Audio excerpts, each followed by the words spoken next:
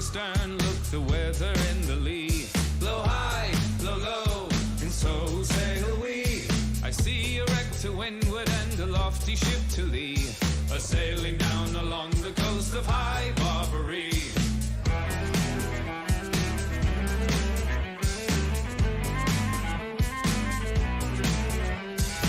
Hail her, oh captain, he called o'er the side. Blow high, blow low, and so sail we.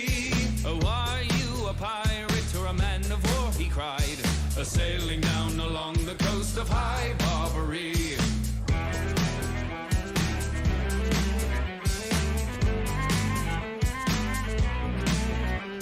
Oh, are you a pirate or a man of war, cried we.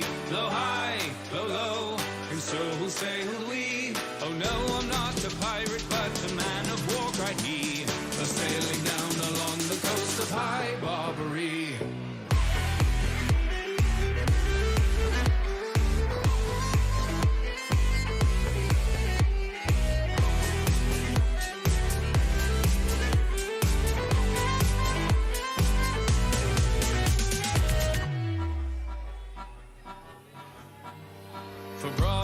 For broadside, they fought all on the Mayne. Blow high, blow low, and so sailed we, until at last the frigate shot the pirates' mast away, a sailing down along the coast of High Barbary. With cutlass and gun, oh, we fought for hours three. Blow high, blow low, and so sailed we. Their ship it was their coffin, and their grave it was the sea, a sailing down along the coast of High Barbary. A sailing look astern, look the weather in the lee. Blow high, blow low, and so sail we.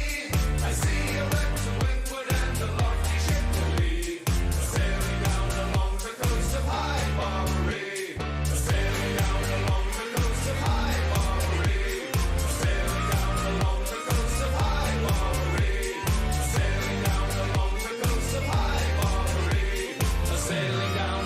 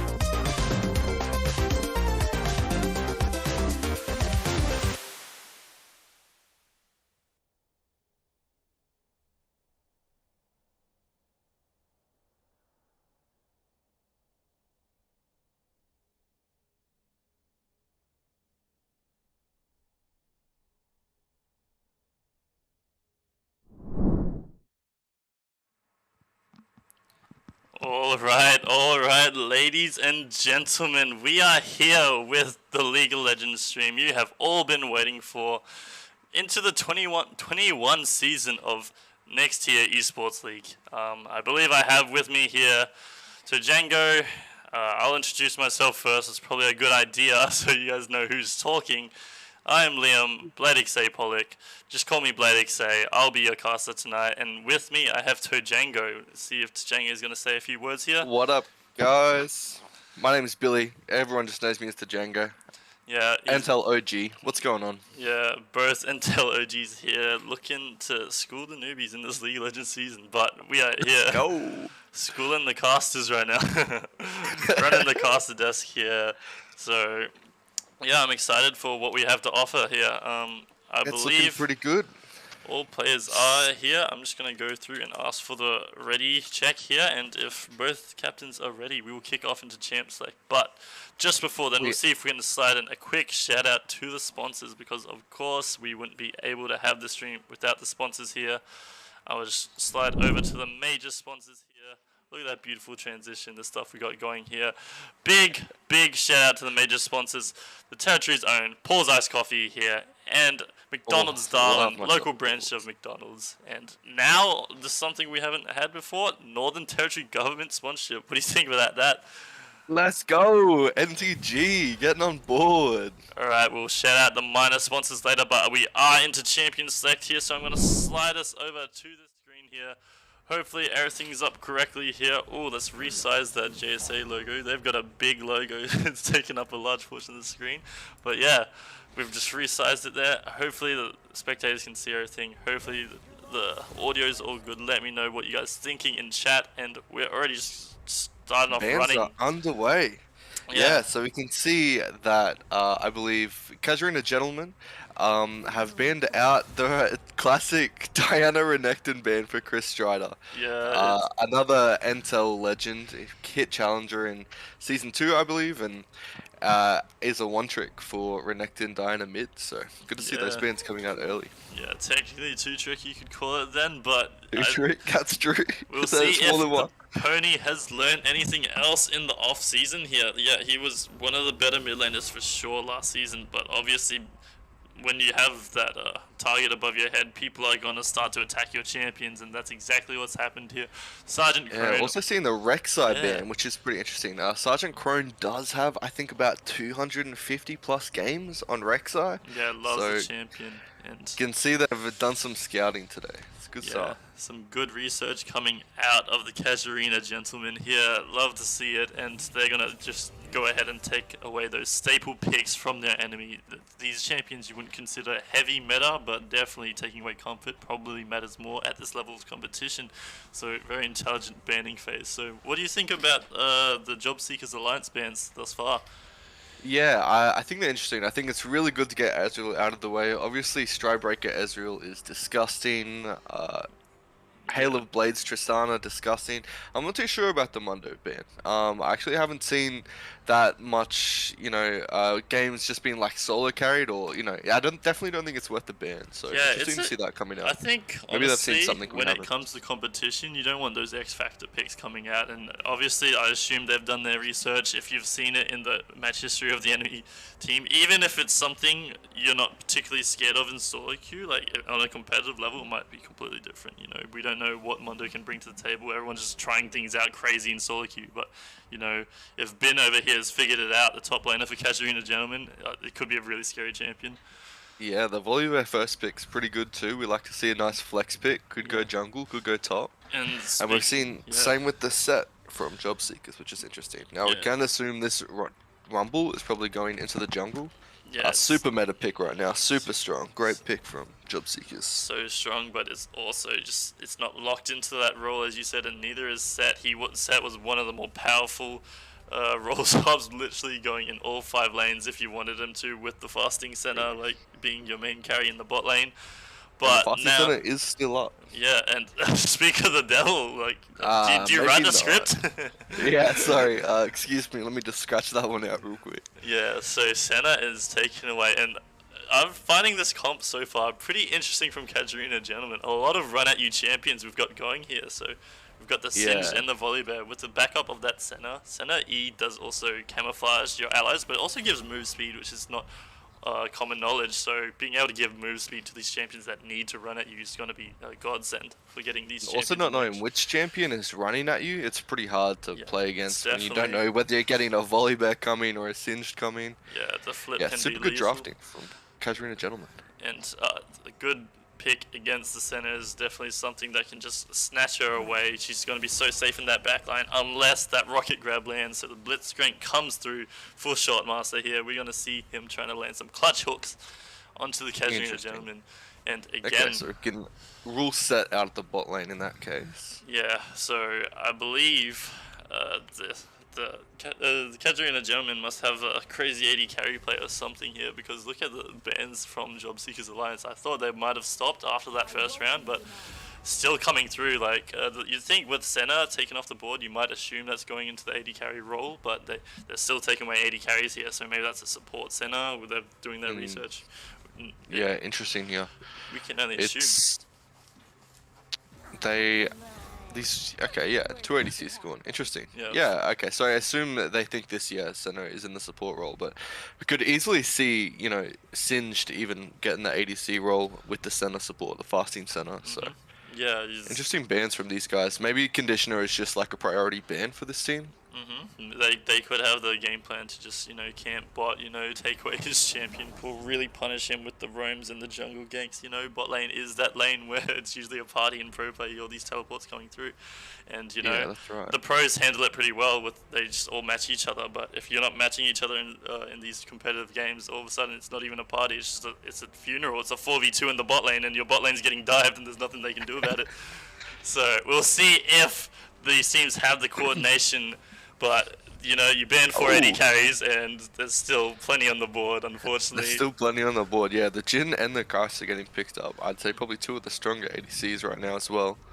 Yeah, I think Ezreal is just the best at the moment until that Divine Sundra nerf comes through, and yeah, everything else is pretty good up there. Kai'Sa did cop a recent nerf to her early game, but still, once you've hit that level 9, it's the same champion, and you're not really looking at this Kai'Sa to make super plays. Yeah, Orianna putting more movement speed into the hands of that team. Yeah, I think she works really well too. You know, you just dump that orb on top of the Volibear or the Singed, and as soon as they make it into that team.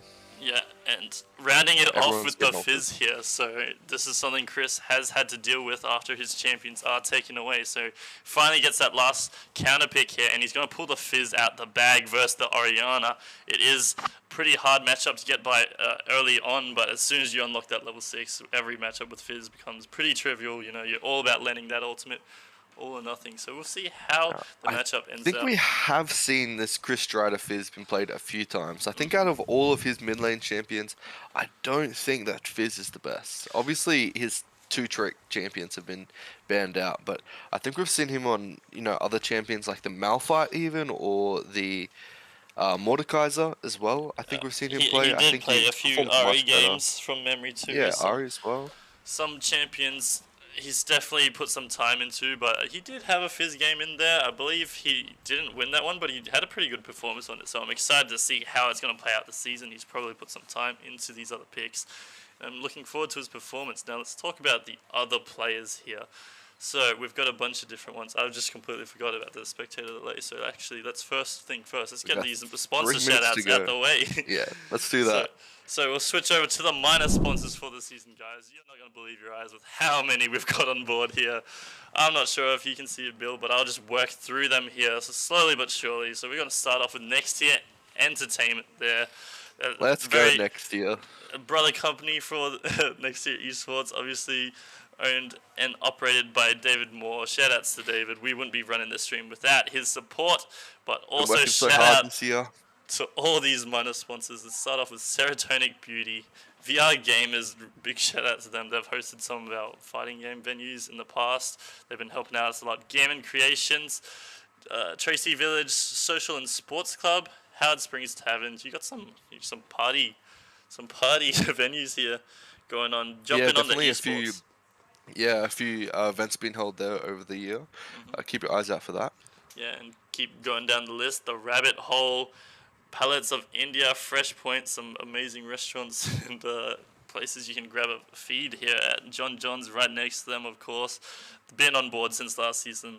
Can't go wrong with John's, but you know, we've got some other places you might not expect to be sponsoring an esports tournament. Diamond Barb is coming on board, and Let's go get some haircuts, baby. yeah, you guys, like, I don't know if we can get some face cams running and then show off these Diamond Barber haircuts. Hell yeah. You, Any free cuts coming out? Yeah, don't mind if if I do. you're participating in this NT Esports League, you do get discounts at selected stores on a lot of these. Unfortunately, we don't have anything for you guys viewing the stream tonight, but keep your eyes peeled. David Moore has been telling me he's been gathering some stuff together off of these sponsors to give out back to the community. So if you're tuning in, you might score yourself some crazy things. I'm not allowed to reveal too much, but as just a little taste, there is stuff in the works with Next Tier Gym.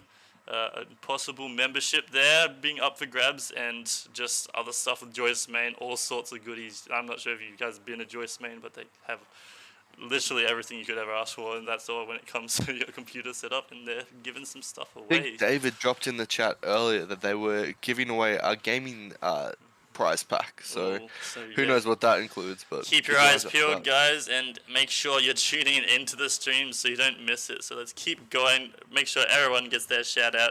That's District North Kitchen there, the burger symbol. I'm not sure if you've been there yet, but I haven't. It is so good. I love a bit looks of insane, that menu. Bro, it's so nuts. I have to Gotta go go try that. the Snitty snack packs, patent pending. They are so good. Legit, just the best Snitty I ever had. Let's go. Yeah, just running a bit low on time, so let's fly through these ones. Wicked Energy, they were in last season. You guys know, get your game if you want Wicked Energy. I get your G Fuel boys. Joyce Mayne and Next Level Gym just got their own mentions, and Bell Accounting now. That's all we have time for, as I'm going to hop into this load screen here. You'll have to forgive the overlay for a moment. It's not really a load screen overlay, but trust me, when the gameplay gets going, it'll be amazing. So let's bring it back to the game. So who do you reckon is drafted the better comp here? Oh, it's tough to say. You look at well, first things first, we should look at early game versus late game, because League of Legends, as it is right now, is a pretty fast-paced game.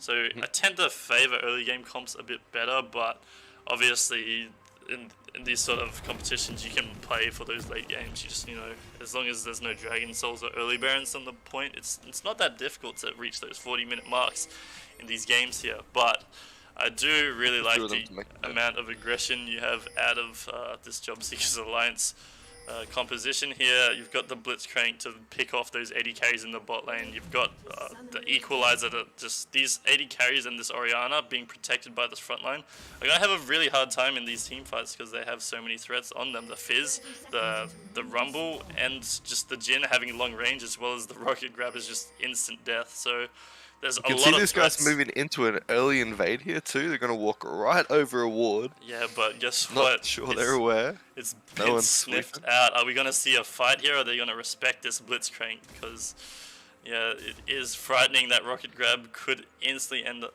one of your lives. Looks But, like. yeah, No, okay. they're just Good to see playing it Casuarina fast. Gentlemen are just backing it off there. They're not even going to take a bar of it. They're just walking away. They've got all the information. They know these guys are here. Yeah, They can probably safely assume they're going to start their blue side too. I do really respect the decision. That is quite the frightening composition. Jhin level 1, not too shabby. Blitzcrank level 1, disgusting. Fizz is very Intercept safe. level 1. And Rumble, even with that W side, if he overheats, he's going to melt one of your carries, and that's what he's going to do to this red buff here. It looks like they're conceding it, but at least they have the village. They have vision, rather, and they are going to try and vertical jungle, it seems. Yeah, good to see. Yeah, they don't. I'm sure they must be aware at this point that they have vision on that side, considering Volibear hasn't shown up to his red buff. But I can think Set has walked past the red side red buff without dropping a ward either. So probably safe to assume Frogspot is probably just going to head up there and pinch that one for himself too. So I do want to keep an eye on this bot lane a lot, because that double marksman lane versus the Blitzcrank can be so explosive, and as soon as that Rumble hits level 6, I can only imagine he's just going to be looking for those equalizers, and yeah, going off the team comps. I think it's definitely possible for Casuarina gentlemen. They've got a pretty well-rounded comp here. It's just all about keeping those carries alive, and there's only so much you can do versus that Fizz and that Rumble and the Rocket Grab and the Curtain Call. There's a lot of threats for sure here. Yeah, what's going on there? Ooh, the first hook goes out. Just catches the minion. I think he would have got him otherwise. Some nice trading going on top too. I saw the Singed hit the level 2 first.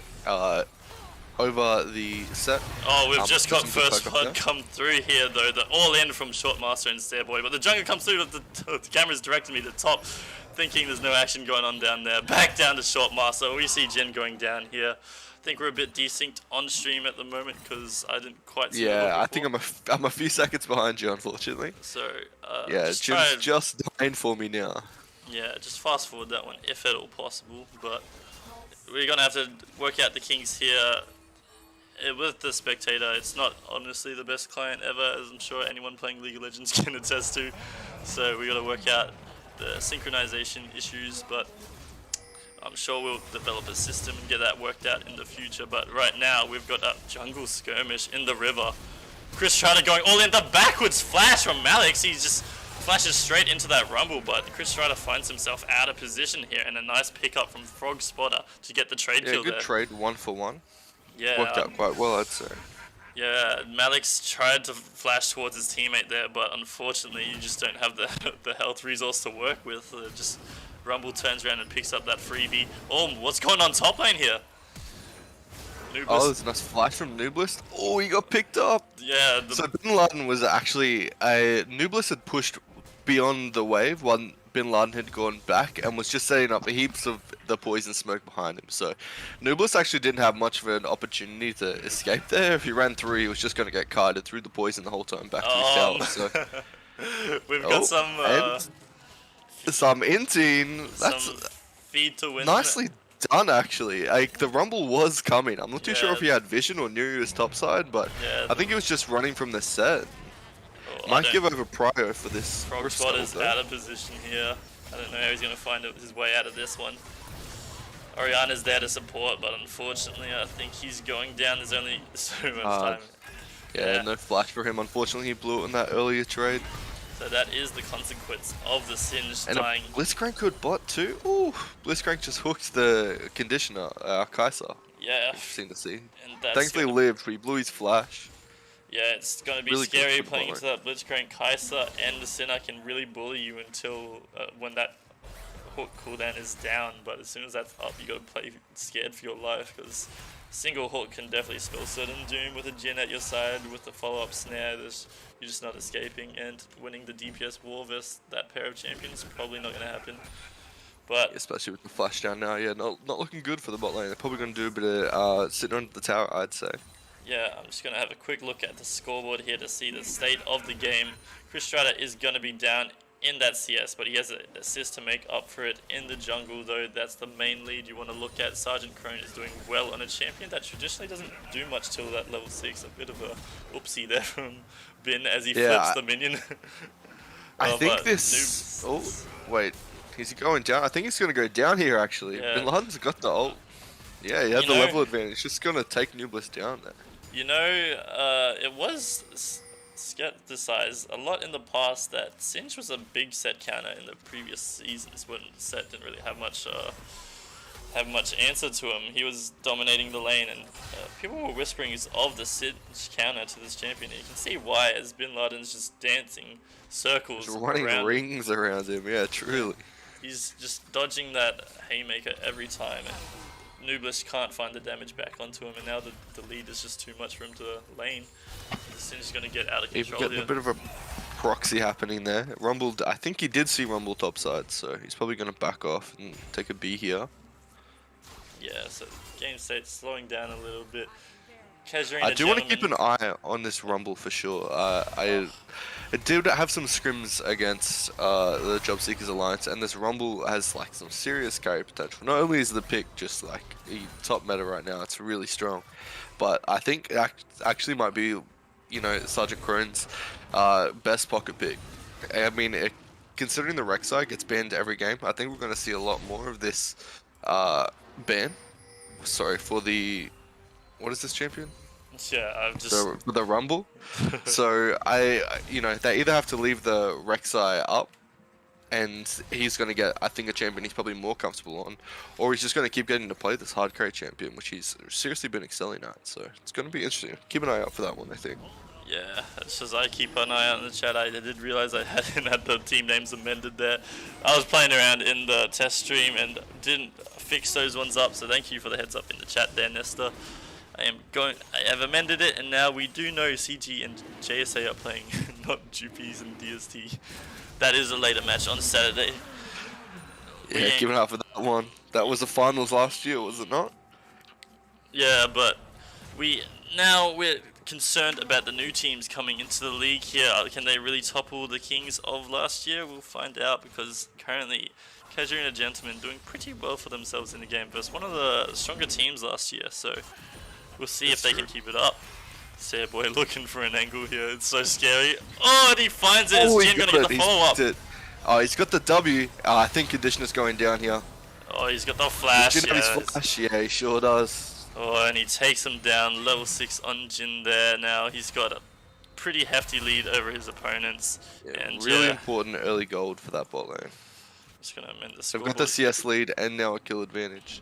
So we're looking at the state of the game. The jungle Rumble is doing pretty well for himself, and that Jin's doing pretty well for himself. Chris Strider's ticked over to level 6, but he hasn't found an angle yet. But this is basically when this team comp is probably going to start picking up, when the Rumble's dropping his ults. The Fizz is looking for ult angles. I'm really starting to fear for this Casuarina Gentlemen team. On the W. Starboy, oh no, Starboy didn't quite find the angle for the Q. They nearly just picked up another one on that center. Really close. It was a nice flash from Starboy. Yeah, that said, This currently looking like a threat. They do look kind of dominant right now, JSA, but the kills are even. Bin in the top lane definitely has something to say about this lead. Pretty much crushing Nooblist here in the gold department. As we have a peek, he's about 1,100 up on his opponent. So Jeez. Bin, this is going to be a very scary Singed, but if they can't convert any other leads here, I'm still thinking this comp from JSA is going to give the carries nightmares. So I don't know how well Singed can do on his own. Another Q just going wide bot lane. They're really putting the pressure on for sure.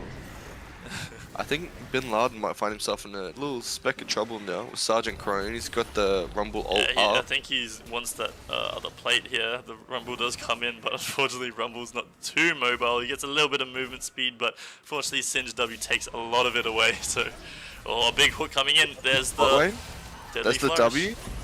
There's no curtain calls. There's the ulti. Yes. Shortmaster just can't get in there, unfortunately. I'm not sure they know that Frog Spot is here. There's no vision. Oh, there's a big fish in the mid lane. Does he have the damage? He flashes after. Equalizer lands on top. They're going to clean him up. Too easy there. Another Dark Harvest proc for the Rumble. Just to add it on top. And here comes the Volibear trying to get something back here. This Jin looks out of position. Yeah, like we said, there was no vision in that bot side. He did wait there a bit of time. He spent a bit of time on the bot lane, but it did pay off, thankfully. They're looking for a Q here, bot lane. Oh my god. This action. They got the flash. Rumble could have done it with that missile, I think. It might have been really close. He had the flash to go over if it hit, perhaps. And it looks like Nooblist is going to go down to the Singed again in top lane. Yeah, you're not getting away, unfortunately. Yeah, unfortunately not. Not that mobile when running away, that champion. Yeah, he did a pretty cool mechanic in the matchup. I did see it in a highlight video of a set Wing backwards versus Singed, because of course when he flings you, you're going to be facing that way, and you're actually going to land your W. Right. So it's a neat little trick in the matchup. Unfortunately, I don't think pulling out the tricks at this point is going to help you, as the lead is just too strong on that Singed. He had the Rylai's, there's no escape from that champion. He's falling down on the gold too now. He's about 20 CS down. There's a big wave coming in that he's just TP'd back for, but I think Bin Laden's about to get a lot of room to start running around and causing some trouble. He has got Predator as well, so I wouldn't be surprised to see him maybe path down mid lane or bot lane soon for this dragon that's coming up. This bot lane is going to be a very important factor towards these dragon fights, but I think that gank from Volibear just equalized the gold, and Sergeant Crone's actually in the enemy lines here, trying to get this 1v2. He's dropping the ult. Oh, he's going to go down for it. 1v2 turned 1v3 real quick with that. What? Oh, the Jin! The final curtain call. call fourth shot actually kills the center there from about, I don't know, a third of her HP. That was incredible damage, and he's only got the Oh, Gale no. Force. They Yeah. traded back on Stairboy. He got caught out a bit. He hit the plant and knocked the volley bet out of the Jin W. He might have lived otherwise, I think. Unfortunate there, but a nice return kill. Yeah, I think they are still posturing for this dragon that's about to spawn. Bin in the top lane has his TP. He's probably ready to assist his team here, convert that lead of his. But if we look at the items on Job Seekers right here, they've hit their mythics. They're feeling pretty strong right now if they do go for this dragon fight here. 2 Night Harvesters and a Gale Force ready to go, and only really 1 Kraken Slayer on that Kai'Sa at this point. So we'll see how this fight does play out, because I'm kind of favoring the item spike of JSA here. Yeah, it will be interesting. I think, obviously, Casuarina Gentleman will have the player advantage. Looking like the Singe just had bot lane as well. So Oh, they're gonna do walk they in have through the player Cobra. advantage? Oh, conditions flashed out. Yeah, The second ulti comes. I think she's dead, unfortunately. Oh, and they've both gone down. This is basically worst case scenario, because that set didn't end up rotating down the bot lane. He's got some time alone versus that tower, and of course they're now down. They're just man. conceding the Yeah. Drake, tipping back. Yeah, really unfortunate play that they got caught out there. Otherwise, I think if they had played the dragon setup a bit better and were all on the river for it, they might have actually won that fight. But unfortunately, that set did get back some additional gold that he was down on. But I think the top tower might just go down here instead. I think he can just clear this wave and walk in and might be 2 the autos. set's dead if he for- tries to contest this, in my opinion here. He is contesting it, as I said here, but I don't know if he has anything to do about it. Is he going to land the W here? He doesn't quite find the true damage, but yeah, no. He does make it out with his life. Bin's going back in, Bin he's feeling a bit pops the greedy. ult. But look at the He does get mini-map. health regen. The mini-map. Oh, set is passing up. And Yeah. Bin Laden just knows. Oh, he does get away from that fizz. The fish goes wide, as does that rocket grab from Stairboy. But Damn. at least he got the flash for his troubles here. And yeah, JSA looking They're for a gonna lot get of this next active one for plays sure. on the map. I like the way they're playing. Yeah. They're really roaming and collapsing really well. It's something that we've noticed in their scrims as well. That they're doing like really well. They're just capitalizing on the lack of experience and vision in some of these games, and it's just roaming until they've taken the game. It's working really well for them so far. Yeah, lots of proactive play. I'd like to hear the comms behind that. It must be lots of great shot calling. I'd assume it's from Chris, but they've got some experienced players on this roster. Lots of veterans Yeah, to the absolutely. game, so I'm assuming there's a lot of team communication going on, and it's showing dividends here. While Casuarina Gentlemen, their bot lane's getting caught out when the dragon's up. They're not really posturing for this dragon fight. I think they are, as they are rookies to the league here. I think the team coordination isn't there just yet, but they're showing some pretty great mechanics. We'll see if they can pick it up for the rest of this game, because it's pretty much dead even. There's a 1k gold lead, but you'd imagine that's balanced out by the dragons here. And yeah, this tower Yeah. will go down. Very interesting how this is playing out. Yeah, like you said, it's just looking so even at the moment. I think we're definitely going to see a longer game for this one. Yeah, I'm excited to see how these late game fights go with that Singe running around. I wonder if anyone's actually going to stop him. Oh, there's a big fish here. Do they have the damage? Oh, the beautiful shockwave there, but not enough. Chris does make it out with his life. The center ult The goes center for ult's it, going up. but Might not be a bit late, I enough. think, but Yeah. better late than never, I suppose. If it did come through while that Orianna was alive, I imagine we would see a very different story here, but nicely played by Job Seekers to get in and out quickly before, Casuarina Gentlemen are able to respond. And Nubus, no, he's Getting caught out in that ward. He's getting tossed out of the poison, actually. I think Singe is being wary of the team there. I think he can definitely punish that set heavily, but he doesn't have vision of the rest of the team. Playing a bit safe there. Good idea with a 300 gold shutdown on your head there. So Singe playing very conserved here. Not really trying to crazy 1v9 carry this game just yet, but you know, he is the bulk of the lead for his team, so I want to see some plays come out of this cinch with Predator, some TP Ghost plays, just running at the speed of light at that Jin or something. Looking Yeah, I just hope that job seekers will have enough peel to actually stop this Singe from just running and destroying their backline. Yeah. See how that plays out. Because I think once that Singe gets that Rift Maker, he's going to be so disgusting. He'll have So quick. The ridiculous resistances you get from that Singed ult plus the spell vamp. It's just going to be so hard to stop this man, and he's going to make it to your carry with that setup. Predator Ghost. He's gonna go where he pleases. I'm getting support 1v1 here. The Oriana shield might have just saved him. The rumble ult missed too. Outrageous. I'm sorry, what just killed him? Wait. Hello? Was it?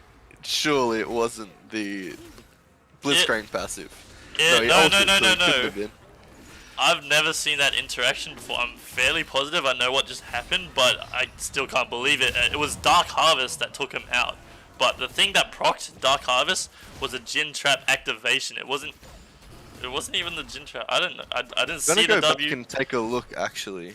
It might have been the Jin W, but I didn't see the indicator come up. Yeah, it was the Jin W. It went really stealth through the team because there's so many people in front of it. But yeah, it was the Jin W. Yeah, okay. That skill shot is a bit wonky when it comes to elevation as well. I know for a fact. If he's sitting in the river when he fires that one off, it's not gonna go where it looks. So some Y-axis, some Z-axis rather, shenanigans, and yeah, Jin does find that one. Coding. But yeah, look. Alright, I'm just getting back to live now. Oh, there's a big hook there, but not on the target you want. Bin is gonna run straight at Shortmaster. He's using everything to get away. He ends up going for Stairboy instead. The Blitzcrank across. The equalizer comes down. The rest of the team's here. The equalizer's perfectly placed, stopping the whole team from engaging further. Frog and they're actually gonna counter kill Frog. They hit the hook. They're gonna take this dragon. Sets it in the back line. They might keep going here. It's a beautiful engage. Oh no! Yeah, and this Job is what Seekers have about. absolutely demolished this fight. They've played that so well. From the set in the back line, to the Blitzcrank hook follow-ups, to the equalizer from the Rumble. Outrageous how well they just played that fight. I think that might be a difference maker in this game. They're going to pick up this drag and all their waves are just about pushing in. Really good fight from Job Seekers. Yeah, Shortmaster has shown up to play. He has had a lot of setup from his team there, but he ends up getting away from that Singe and turning it. Just absolutely demolishing that fight with the assistance of his teammates. Sergeant Crane had a pretty good ult there to push the tanks back, and it was just easy pickings for Chris Strider and Shortmaster at that point. And Stairboy, he's got a pretty good hook accuracy right now, so it's easy to see why they're starting to turn this game around in their favor and find themselves on Soul Point here, which is very scary for Casuarina Johnn. Really good, really early to be on that Soul Point. We can expect that at 25 minutes. We're going to probably have a game-defining fight there too, I think. If it's not over before then. Job Seekers have just picked up like a huge lead off that. He fancies his chances. One more. Oh, it was fine. Stairboy fancies. No, he just he gets the ignite down. The deadly flash misses. It's gonna do it. It's gonna do it. I'm not sure if she had the shield up or not. I would imagine not if she's died to that. But yeah, no, definitely already used that cooldown, and now they're chasing Bin out of the jungle here, dropping the equalizer. Nubis has a good angle. I think he's gonna go down. The Cinch is really powerful, but there's just too many champions for him to take on.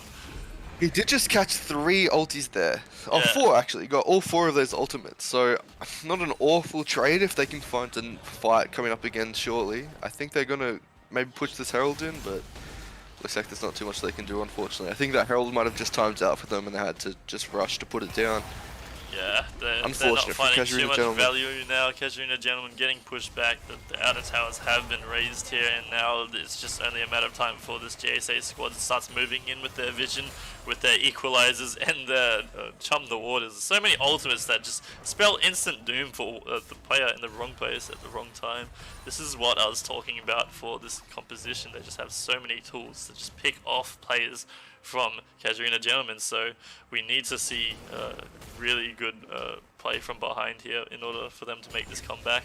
because it's starting to slip away from them here, and only a few Absolutely, minutes. yeah. Job Seekers, about 4.5k gold up at the moment, and they just kept caught a bunch of waves. So I know it's really looking in Job Seekers' favor right now. What do Casuarina gentlemen need to do to try and turn this one around? Well, obviously this dragon fight is gonna mean the world to them here. Denying that soul is gonna spell victory or loss here, but even then, if they deny it, it's gonna be a tough road. But I think the Volibear just has to go for the Miracle Steel here.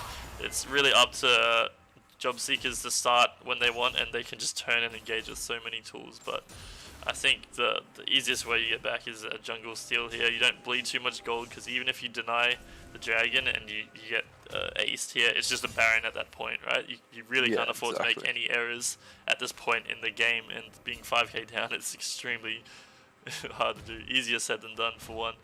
But they're playing pretty well around their vision right now. Vision is gonna, spell a lot out. And what the hell? Standboy just almost ignores Oh the no! center there. That's the opposite of what we want right now. Yeah. If they're about to pull up another wave, so thankfully there's no sieging on that tower right now. Fizz is pushing the bot lane. Volibear might catch him out. Yeah, no, it doesn't fancy that fire. That is an extremely thick Volibear. Fizz doesn't excel at tank killing, so he just says hello, then runs away from him there. And you see the rotations coming through that just Casuarina gentlemen are getting caught all over the map here. Mid lane's getting raised, bot lane was under attack. Volibear's running out of his own jungle here. It's just they're starting to bleed out resources, and if you don't have that proper vision, which is extremely hard because they just have so many sweepers on the side of Job Seekers, it's just someone's gonna slip up eventually, and it looks like Nublis is that target here.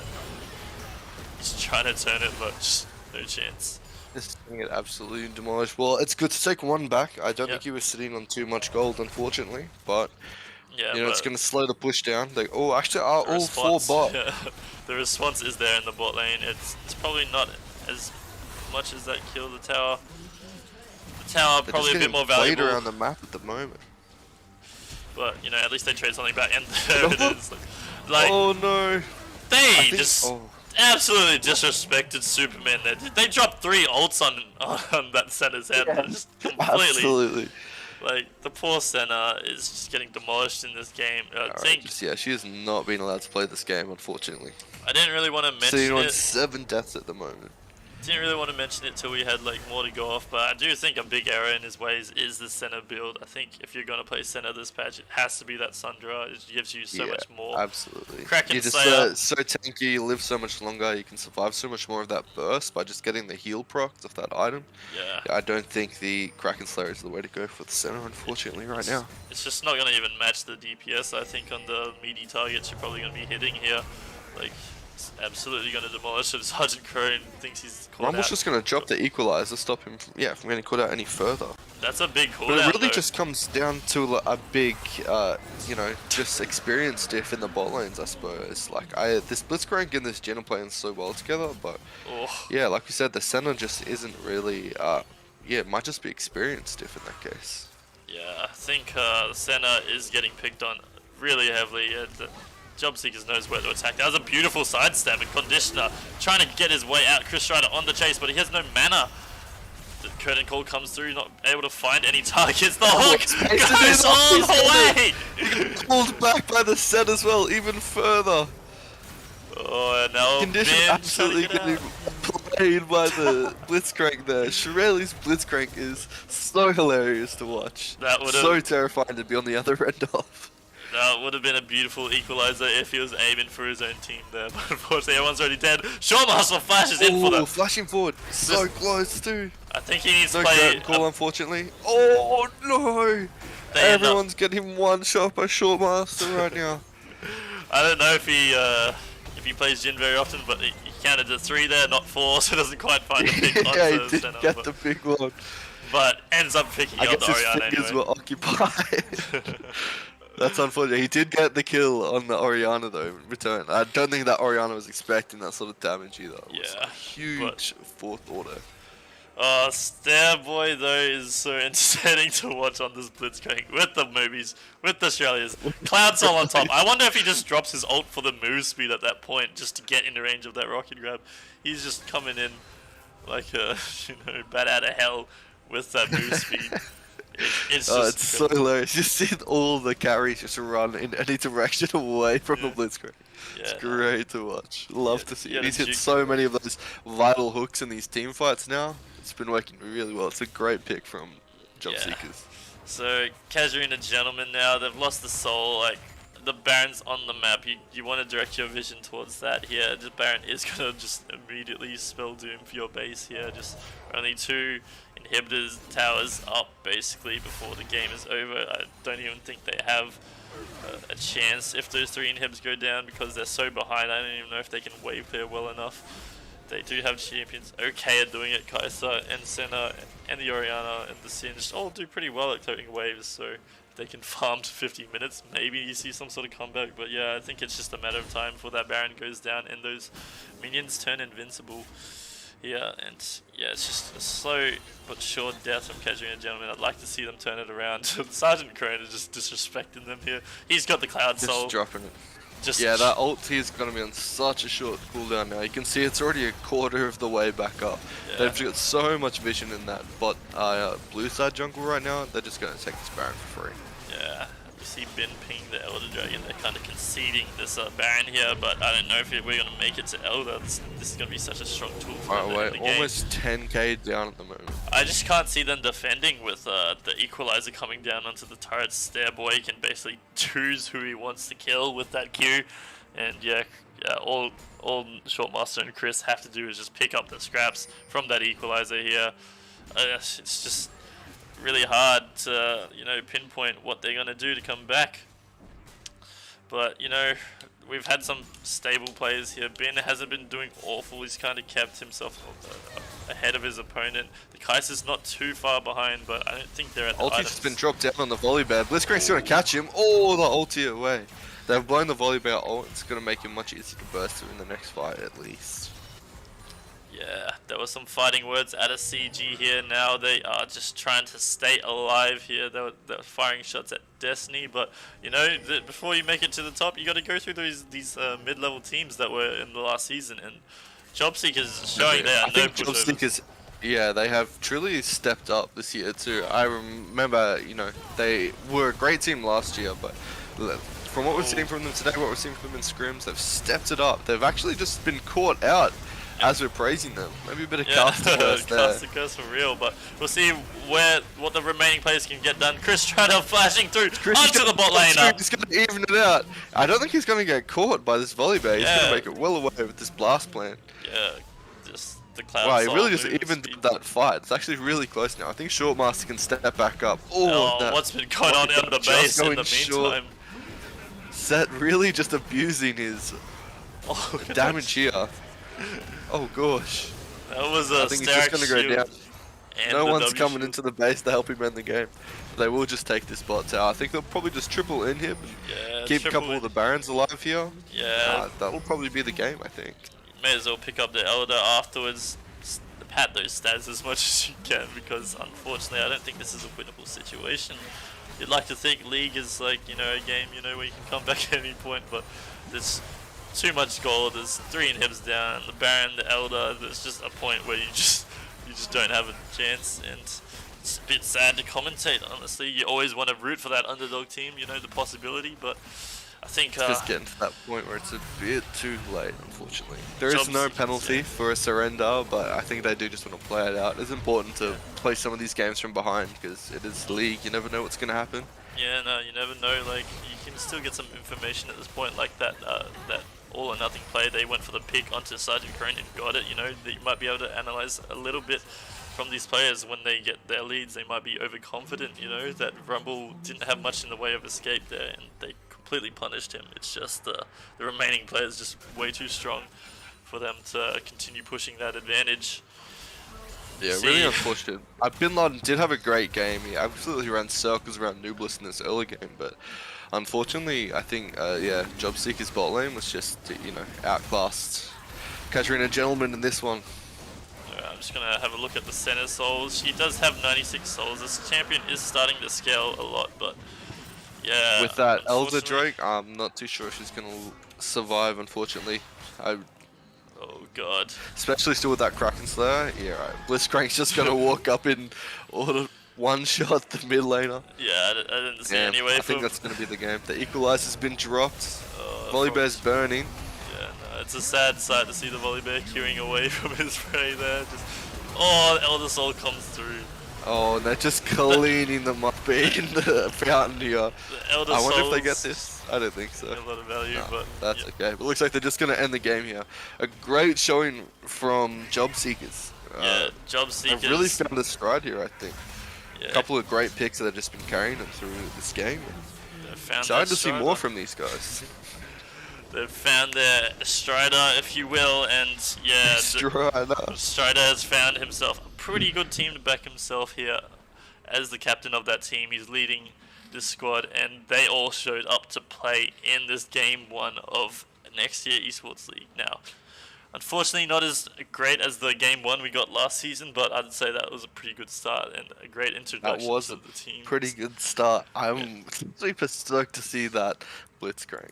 Yeah. It's So much fun to watch him pace around the map and just one-shot the enemy mid laner. It's great to see. Now, I'm going to switch us over to the tournament TV bracket here. We're going to see if we can get that updated in the meantime. I'm not sure if you can do that for me right now. Yeah, let me Bill. take a look. We'll see if we can get some live updates on the tournament TV happening, because this is going to be our main intermission screen just for now, till things are worked out in the future. Because, yeah, I could switch this over and look at the stats, I guess. Just have a quick after-game analysis. Discussion of MVPs is going to be something very important this season. I think we might actually run that now while we have the time. So I'm going to switch us back over to the game client here, so we can look at some stats and just talk about the players of the game, you know, who deserves the MVPs. And yeah, let's go. If I must, I think it's for Job Seekers. I think it's got to go to one of the bot laners, and I'm leaning towards Blitzcrank just from how entertaining and fun that pick was. Yeah, look, that Jin I think it really got Jin ahead. That Jin was pretty crazy, and the Rumble definitely played his part in getting his team a lead, but Starboy just couldn't miss today. I rarely saw some hooks go wide there. He had something crazy, like at least a 70% hook ratio on that one, and versus that team, so huge. hitting all the carries, it completely shut them out here. So I'm inclined to give it over to Starboy here for his performance on that Blitzcrank. You know, shout out Love to the that. supports. Like, we love Yeah, to see agreed. supports making proactive plays like that. So we're gonna The allocate that captains MVP. do also get a say too, so we'll see what they think. So I'm just going to open up a little and- notepad and make sure I record that down here. MVPs do get awarded a mystery skin, so we're keeping track of that.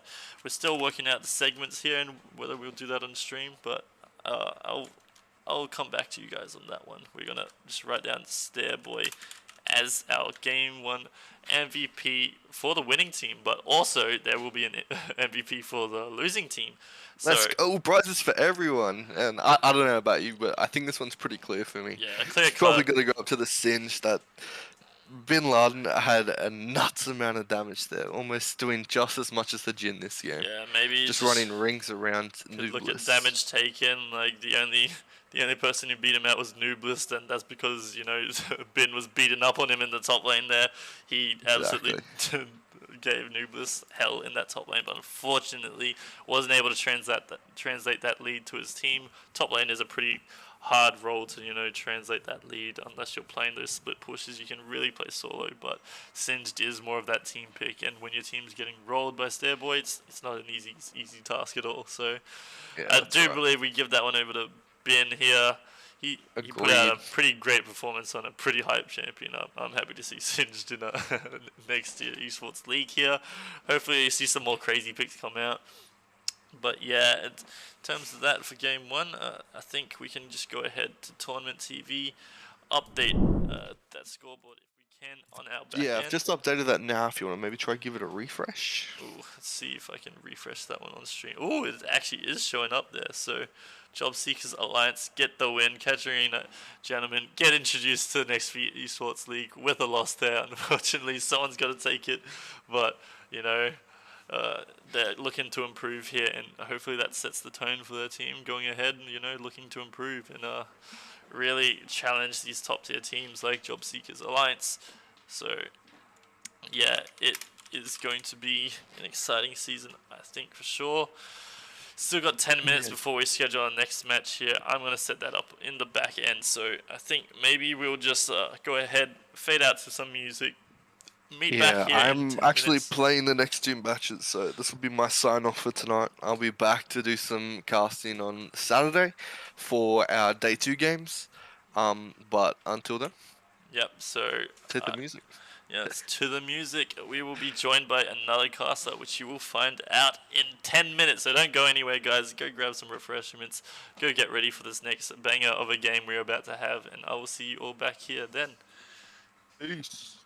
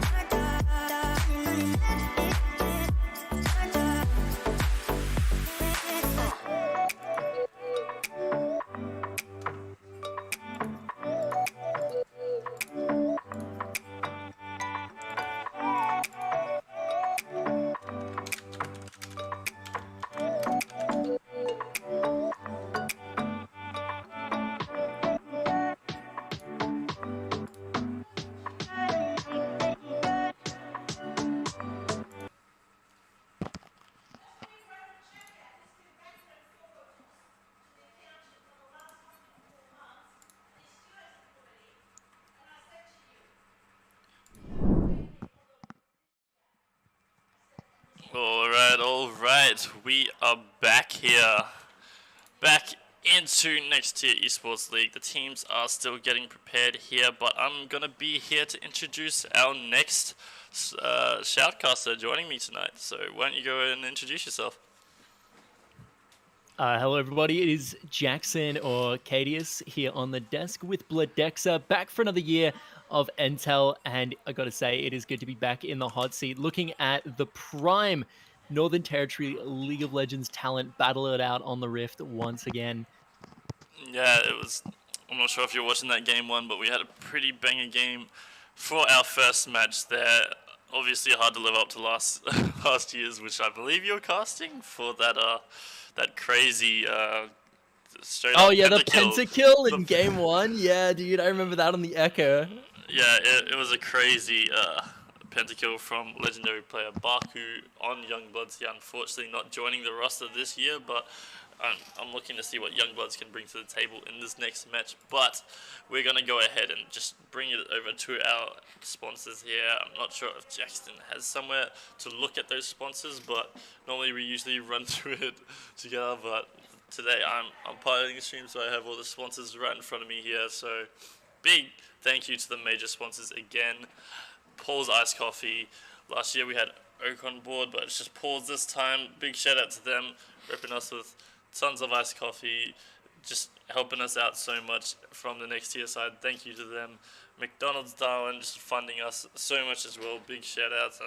Everyone's got to love McDonald's too, and we love them even more because they're supporting us. And speaking of support, finally getting some support from the government up here in the Northern Territory. They're starting to see the merits that we are bringing as from next year esports, just bringing entertainment to you all, and just something recreational for the kids to do. They're starting to see some value in esports here, so good to see that support from them. And Absolutely. Big shout outs to our boy Michael Gunner. Yeah, I'm just gonna slide us over to minor sponsors while we have the time here. Beautiful transition, and look at that. Thank you to our minor sponsors. I'm just going to speed run them here.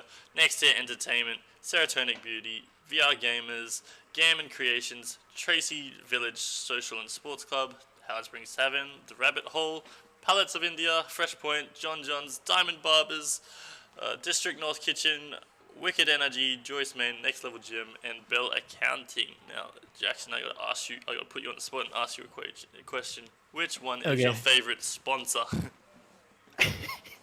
I gotta say, the Next Tier Entertainment one's pretty funny. Yeah, it's like the the Barack Obama meme of like Barack Obama putting the medal on Barack Obama.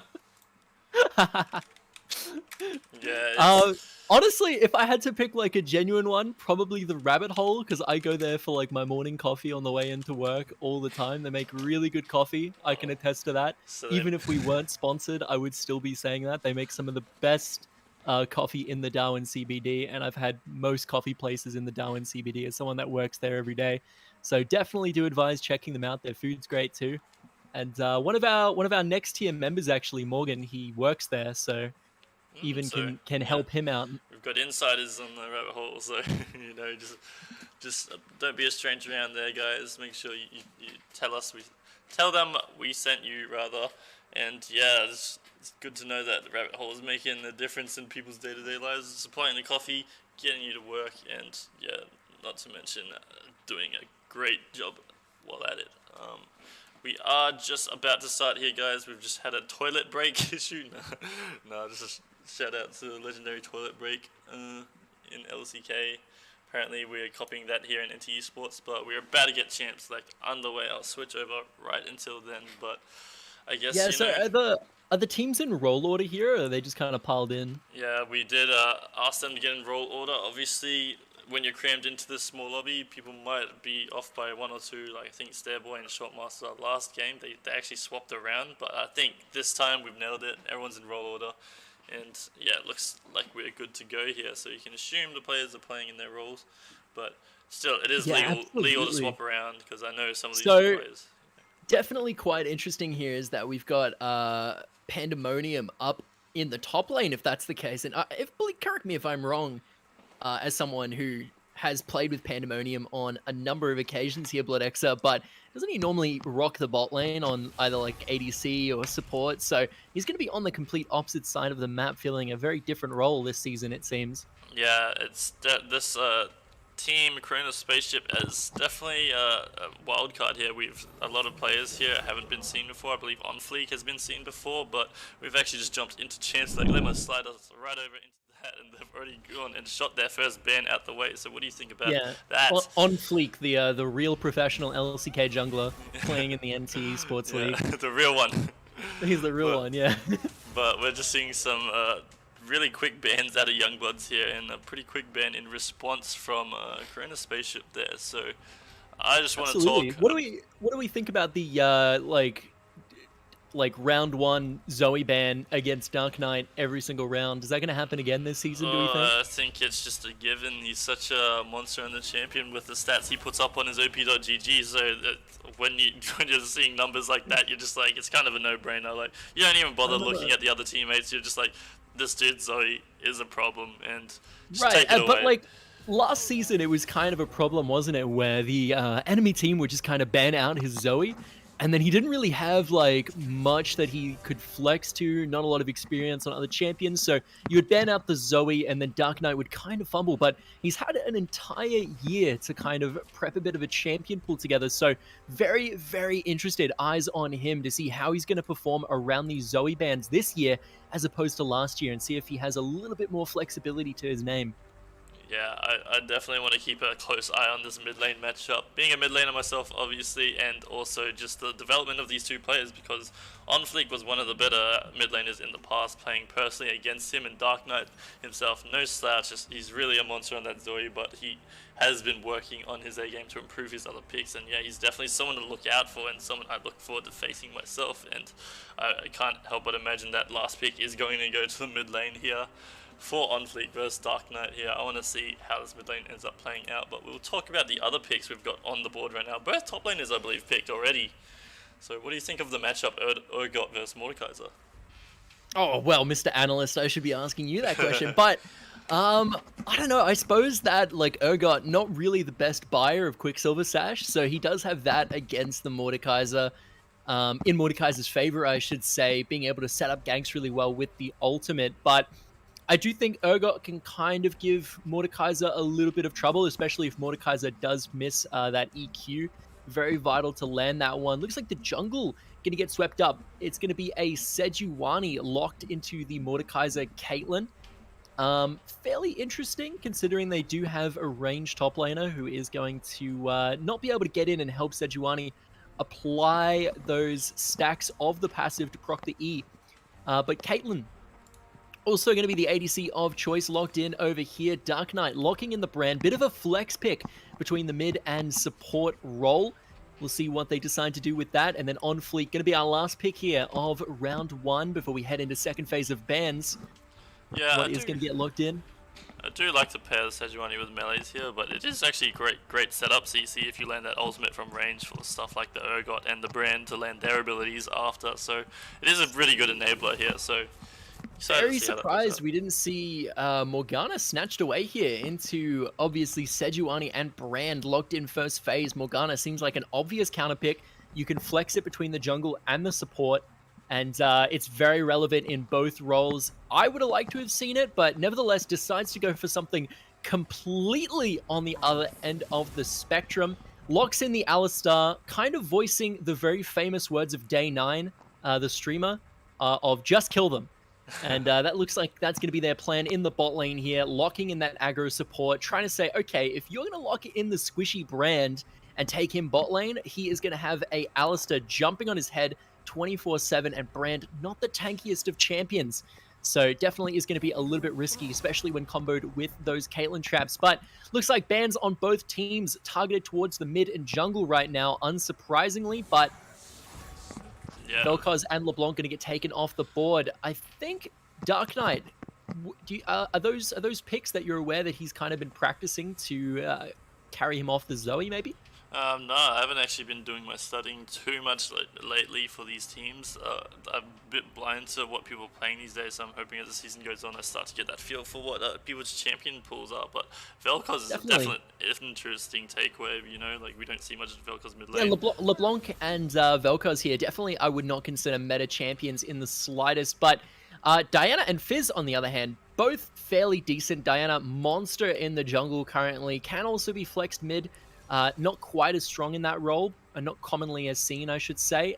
But Fizz, definitely very decent mid laner. We know Mangofish in the Korean server, Challenger Fizz one trick, so that champion can definitely be sticking up results with the best of them.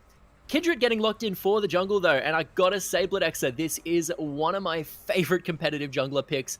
I know that LS is an absolute fanboy for this champion in competitive drafts. Just mainly due to if you are coordinated with your support, you can purchase Redemption, and the combination of Redemption plus Kindred's ulti when you have that kind of communication can be extremely disgusting in team fights, giving your team a massive health swing in the thick of things. But looks like that Leona is going to get locked up, confirming Dark Knight 721 taking the brand mid lane, and we're about to find out who he's going to be up against. Yeah, it's already a pretty interesting matchup here in the jungle, Kindred versus Sejuani. You got to give that one over to Kindred, I feel like, but Sejuani, obviously, if she catches the Kindred out sleeping, does have that engage potential, exactly. Oh, and the rise into the brand. It's not exactly my choice. Usually people like to counteract that brand with those assassin picks because this champion in lane is definitely pretty easy to catch out. That immobile mage with your Kindred slowing him down is going to give him hell. But Rise, you know, he's got the flexibility of playing around your team as well. But I do think Rise honestly does struggle a bit in lane in this matchup, so we'll see how OnFleek's able to pilot that champion into the brand, because he did have counter picks, so you can't help but feel he went into this with a plan of some sort. So I'd like to see what it was. Is, I mean, he is definitely a little bit of a stranger to the mid lane role. So to anyone not aware, OnFleek is actually a solo queue ADC main. Platinum 2, 80% win rate, very impressive. Makes me think that, you know, maybe he's taking a little bit of a break this season because he's just kind of played his games after retiring Diamond last season and Diamond pretty much for the last 3 seasons. But, you know, hasn't played much this season, sitting at Platinum 2, and he is an 80 carry player. So he is flexing to the mid lane to help accommodate this draft, putting Thevens onto the ADC instead. So some of these champion picks and matchups maybe might not have the most insight, especially compared to someone like yourself, Bloodexer, who is a kind of mid player through and through and has been for many years. So it'll be interesting to see how this one plays out. Yeah, I'm very interested in this mid lane matchup, but we can't gloss over these other players in the game. Obviously, that bot lane is no longer really in that Alistair's favor now. Honestly, I was looking really impressed with that Alistair pick. I think it's a good pick into brand support if you can survive that early lane phase, but now it's actually into Leona Vayne, and Vayne just tears apart Alistair even through that ultimate there. You're not surviving too long versus that Vayne here, and you gotta give the all in over. They do have the Caitlyn, though. Caitlyn, as we know, Vayne's kind of worst matchup, a little bit of a demon, fairly well known. Anytime Vayne walks up for CS, Caitlyn will more than likely get a right click on her, and there's not a whole lot that Vayne can do about it, so yeah, I don't know. We'll see if Evans is able to pilot it to proficiency. Normally, the counter matchup isn't that relevant until kind of like higher levels of play, where players really know how to get those auto attacks pressuring every time the ADC walks up for CS. So, I mean, if Evans just plays it out passively and really does not abuse that range that Caitlyn has and lets the enemy Vayne here just scale into the moon, then definitely is not going to prove well for the bot lane over here on the red side, for sure. I was interested in the mid matchup, but there is so much skill expression in this bot lane, especially Vayne versus Alistair. You see players like back in the A really pioneering that matchup where you could condemn the Alistair headbutt pretty consistently, and he would just shut down that champion. But of course, Caitlyn is gonna be outranging, and he has to press his advantage there. But we'll see how Leona even interacts, because that champion just forcing all-ins with Vayne does sound pretty scary. But let's head over more to this jungle matchup here, because we haven't talked too much about the Kindred versus Sejuani, but you gotta admit in this meta, Sejuani's kind of fallen off. He was a pretty staple pick once upon a time, but Kindred now just feels like she's much more suited to the meta, much more fast pace, you know, able to kind of bully out that Sejuani skill shot reliant. I think both champions are definitely viable. I think Sejuani is a little bit less good as a champion, but I mean, especially into this composition, obviously, where you only have one melee champion outside of Sejuani, and that melee champion is not someone who auto-attacks a ton, Leona. So definitely not going to be proccing the E a ton in team fights. Usually you do want to see that Sejuani paired with some kind of like melee auto-attacky top laner or a mid laner like Yasuo or etc, etc. But I don't know. We'll see how it goes, definitely. Because Sejuani, even, you know, when not built around, can still kind of land that game-winning ultimate and really turn things around. So we'll see how it goes. But I do think they're both quite good. I do hope that Alistar does know the combo with Kindred and builds Redemption. Not a commonly built item on Alistar over other items that you can get on the champion, but it's really worth going that kind of like mythic into second item Redemption with mobility boots, and just being able to drop Redemption on top of Kindred ult, have like 4 or 5 members of your team all huddled in Kindred ulti. Kindred ult pops, heals them all, Redemption pops at the same time, heals everyone back almost up to like full HP, and then any enemies that were on 1 health in the middle of the Kindred ulti are going to be significantly lower health and just get wiped out. It is very oppressive in team fights. One of the best competitive combos that you can do. And not only that, but Kindred, just in general, when you're able to actually have communication with your team, getting those marks is so much easier compared to something like solo queue. So going to be very, very interested to see how this kind of Kindred is piloted. But if it's piloted well, it will definitely outperform the Sejuani. But I'd say that because of that kind of requirement, Sejuani does need a lot less to kind of work. You just have to land that one good ultimate, land that one good stun, and really it can be all over Red Rover. So we'll really see how this one goes. But both champions definitely viable, especially at this level of play. And we're going to hop right on into things. Now, we haven't talked too much about this top matchup. You asked me about it in Champ Select, Blidexa. But in terms of your thoughts on kind of the Mordekaiser versus Urgot matchup, I'm not too familiar with it myself, as I don't play either of these champions. But how do you think it's going to go down? I'm not too familiar with it myself either, but I do know for a fact that you can't really cheese anything that the Urgot has to offer. I'm pretty sure if he lands that ultimate on you in the normal realm and you drag him to the death round, he still has that mark on top of you. So there's no weird things that Mordekaiser can do. Like, I know Mordekaiser versus Yorick is just so Mordekaiser favored because he just leaves the Maiden in the previous realm. So he's got a lot of tricks in his sleeve, this champion, that seems pretty simple. But in this matchup, I think it's just very basic. The Urgot wants to land his E, and I feel like if he takes those short trades in the early game with all his legs up, fires off those shotgun legs, chunks out the Mordekaiser, he ends up winning a lot of these trades in the early game. But if it goes too long, the Conqueror really starts to pay dividends for that Mordekaiser. I'd say early game is probably Urgot's weakest point, and Mordekaiser's not really known for his early game either, but I think if it reaches level 9, say, you'll start to see Tojengo start to bring that one back in his favor. But his name's no longer Tojengo, it's Django now, so forgive me, Django, for mispronouncing that, but we'll see how the team's going to play now. Some things to note. Quopro on the Alistar did elect to take Exhaust and also elected to take Aftershock in this matchup, which I find particularly interesting, considering that Phase Rush is usually taken in matchups that are not against Vayne, but then also taking the Resistance Rune kind of into the true damage 80 carry is definitely a little bit interesting in my opinion, but maybe just really does want a frontline for this team. Not a whole lot in the way of frontline when you consider they do have the Caitlyn, Ryze plus Kindred, a lot of squishy backline champions. Another thing to note here, Dark Knight did not go for kind of TP Comet, which is maybe a more traditional setup that you might see in this kind of environment. Did go for Ignite Dark Harvest, very aggressive, looking to get that early aggression, stack up that Dark Harvest, maybe grab some early kills with the Ignite. So definitely a few players here playing some maybe a little bit kind of unorthodox setups, and we'll see if they're able to really make it work.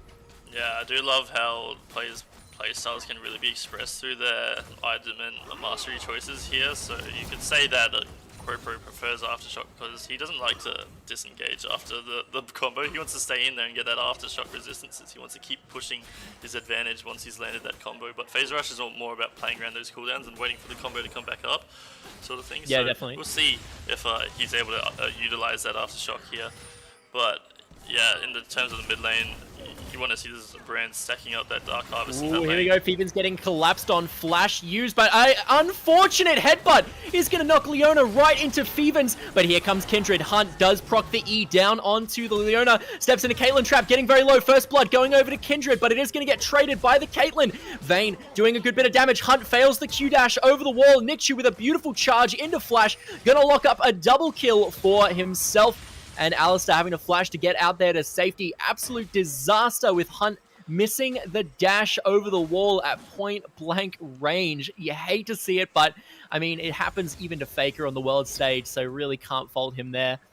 Yeah, it's pressure in the moment. You know, this is the first game of the season for this team, so there's obviously going to be nerves involved. It's kind of like your first Clash game of the night. You got to shake off those nerves and start playing your best, you know, as you usually can. Get into the zone, Absolutely. as people call it. But I'm just gonna tell you to like fast forward your replay if you can, whatever the live thing, because we're a bit out of sync again. I think we're gonna have to do that at the start of every match this season. We're still learning. Oh, there we go.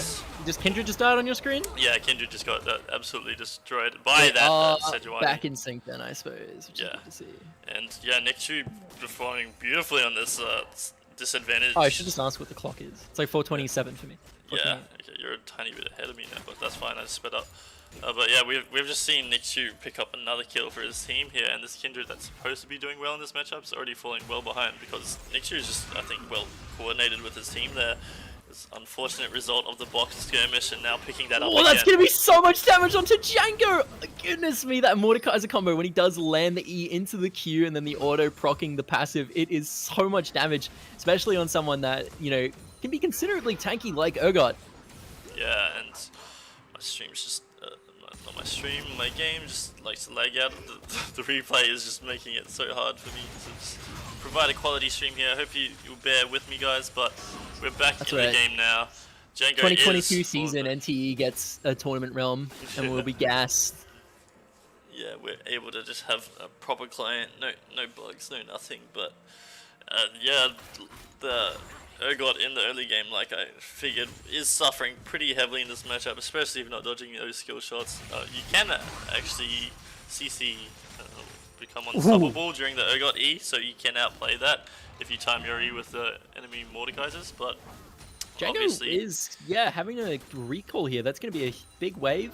Probably teleport forced out of Django unless he wants to just kind of fall very behind in golden XP.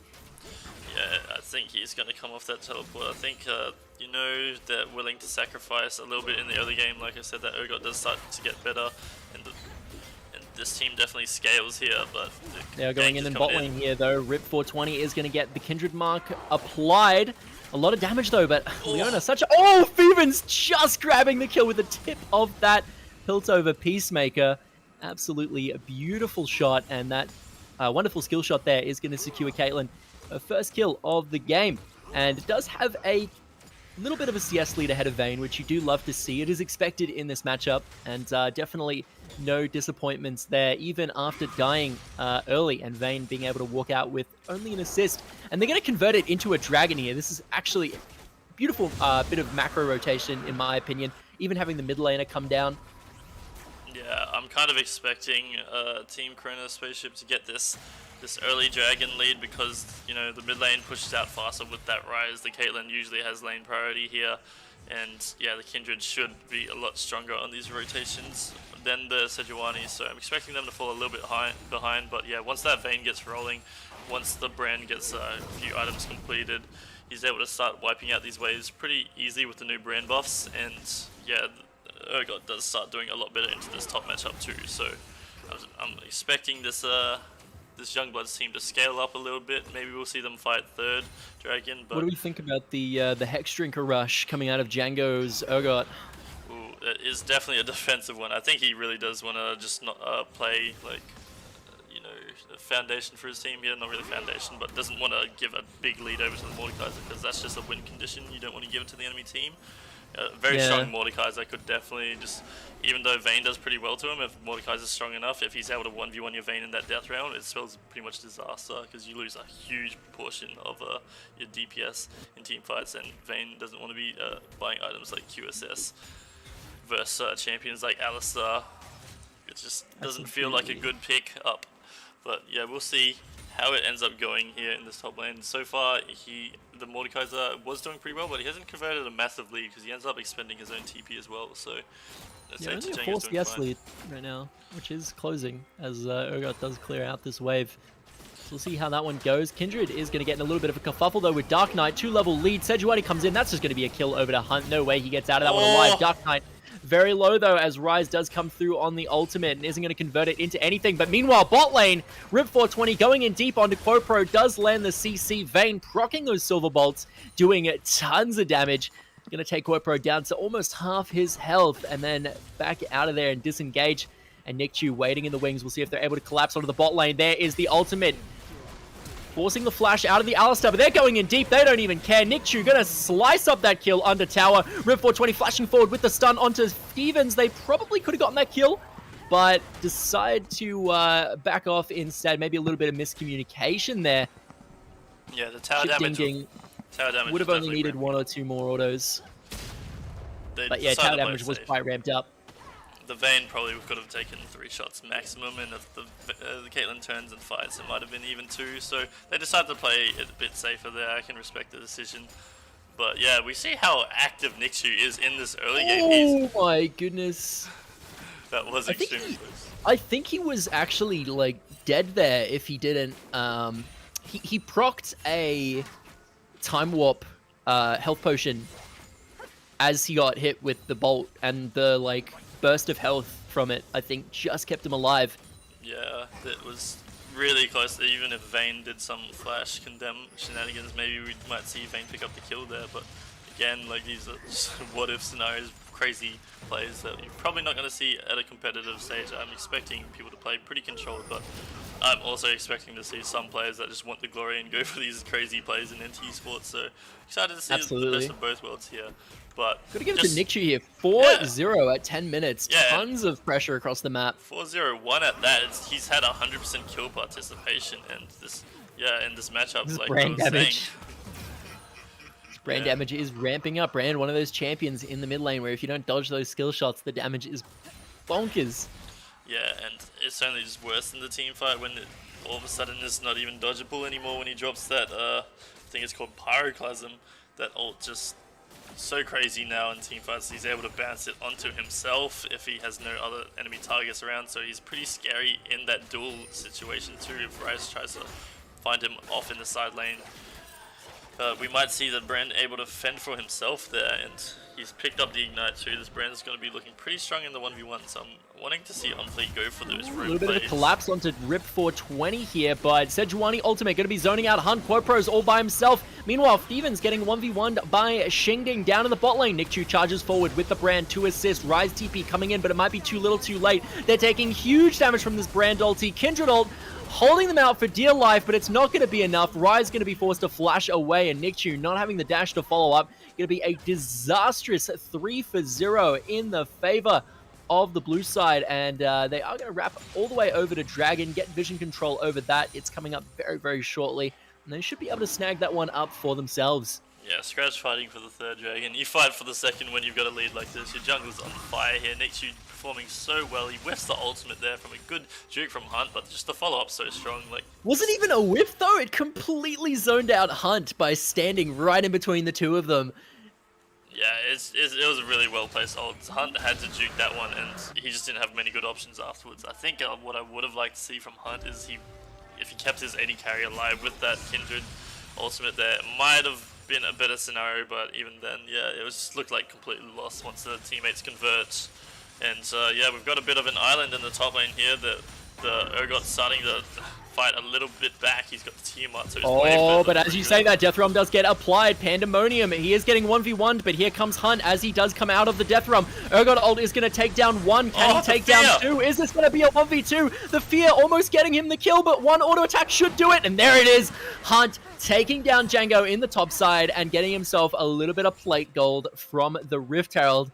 Nikchu rotating up, but it's going to be too little too late, as he's going to snag himself a little bit of money to maybe close the monstrous gap between him and this Sejuani right now. But, you know, as we were saying, Bloodexer, you know, Kindred is kind of the scaling champion in this matchup. So, you know, if they are able to get those marks, kind of get those items, Kindred's damage late game is absolutely no joke. But Dark Knight, look at this damage. Absolutely monstrous. He's landed 2 rotations of his spells and he's going to already force Rise into a bit of a recall. Yeah, I want to see the Dark Harvest stacks here. He's sitting on 8 Dark Harvest stacks. He's just going to find those easier and easier as time goes on to collect with the Lion Trees completed. He's also dead? Yeah. He's living from potion ticks on the tip of his teeth. Oh, he does go down! Oh. That is actually disgusting. The combination That's between so Lion gross. Trees and the brand passive, because in the previous seasons, Lion Trees would do less damage for damage over time spells, but I don't believe that's the case anymore. It doesn't. No, get bonus it's the damage same as well. damage for absolutely everything. I mean, to compensate, you don't have the Rylai's boost like you used to. Oh my God, he does not care. Dark Well, I hope this He is answers so your question. massive. This brand 5-0. I didn't even realize he was this stacked. My God, he is so fed. Getting himself a sizable 10 CS lead over Rise, as well as 5 kills. He's got the Leandries. He's going to back for sure. He's going to end up walking back to lane with probably a Blasting Wand and Sorcerer's Shoes, and he is just going to be an absolute monster. Yeah, I hope this answers your question of whether Dark Knight has come back to play here. He's got a brand in. He was counterpicked. But and he's engaging the got bot side, Leona getting a beautiful combo onto Thevens. He's going to flash out, but the Ignite is going to finish off the kill. QuoPro landing a stun on Vayne under tower, though. Might be able to trade. He's 1 HP. Going to go down through the exhaust. Nikchu arriving a little bit too late, I'm afraid. Definitely beautiful response there by QuoPro, dropping the exhaust and the stun on the Vayne, who overcommitted just a little bit too far, trying to snag the kill on Thevens instead of just letting the Ignite from Rip 420 finish the job, which it definitely would have done.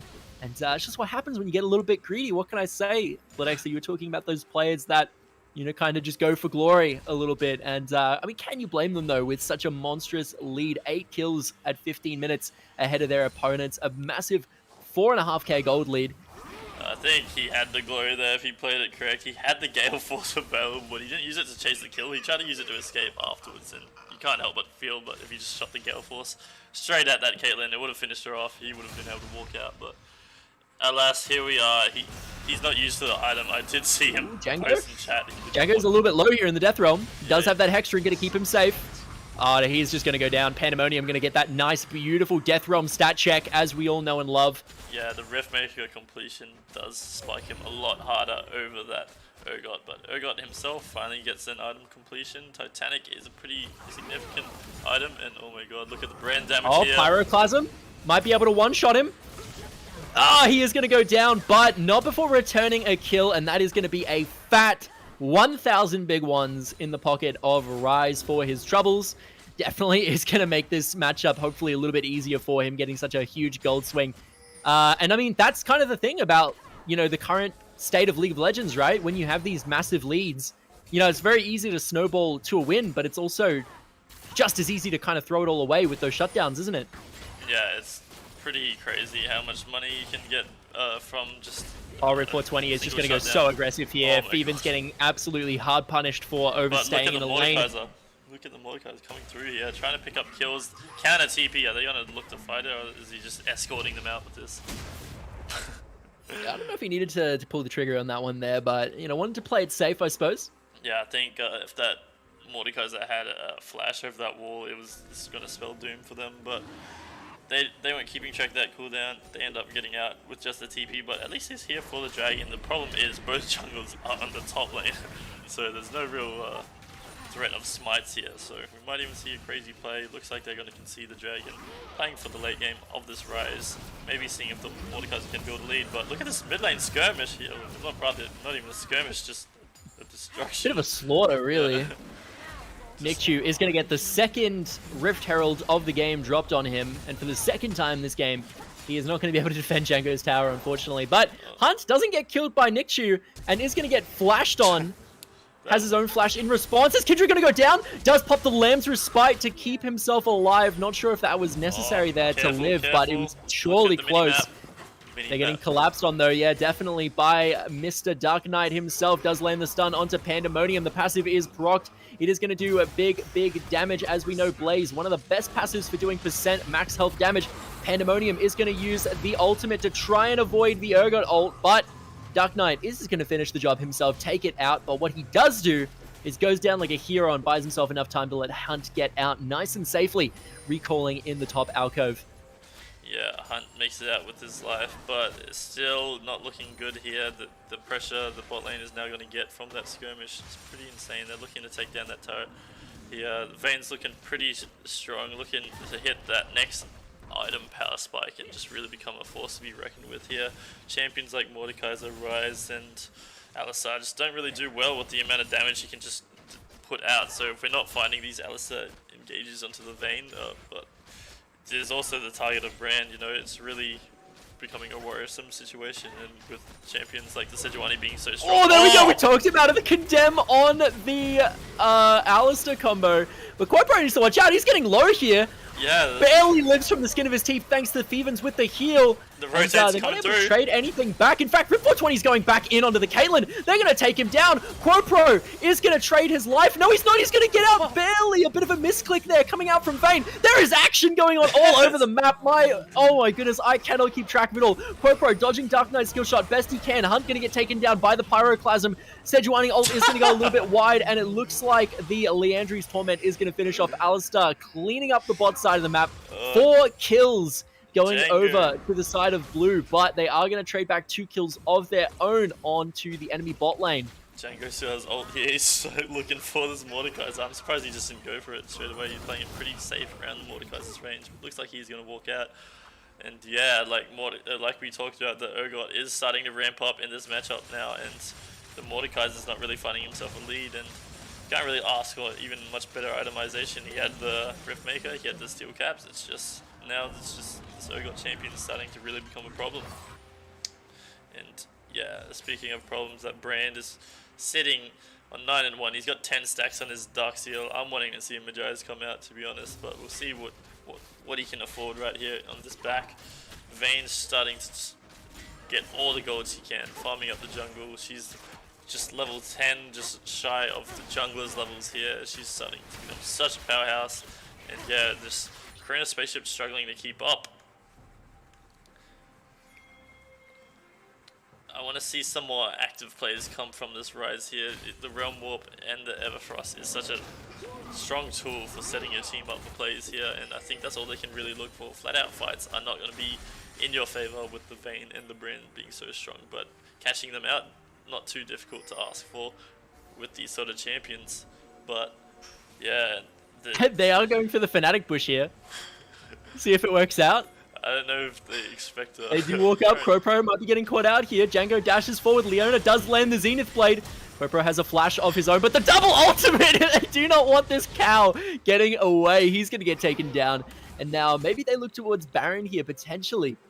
I should be looking at the Kindred stacks at this point. I noticed it's on the scuttle, so yeah, she hasn't reached her first 4 stacks, and this does happen quite often. At 21 minutes, that is atrocious. Yeah, it happens sometimes at pro level when they just completely shut out your Kindred. She doesn't get her stacks, and she's just a pretty horrible champion, and this is the state that the Kindred finds himself in here now, and caught on the other side of the map, probably spotted out on a ward somewhere. They're just going to take down a free Baron.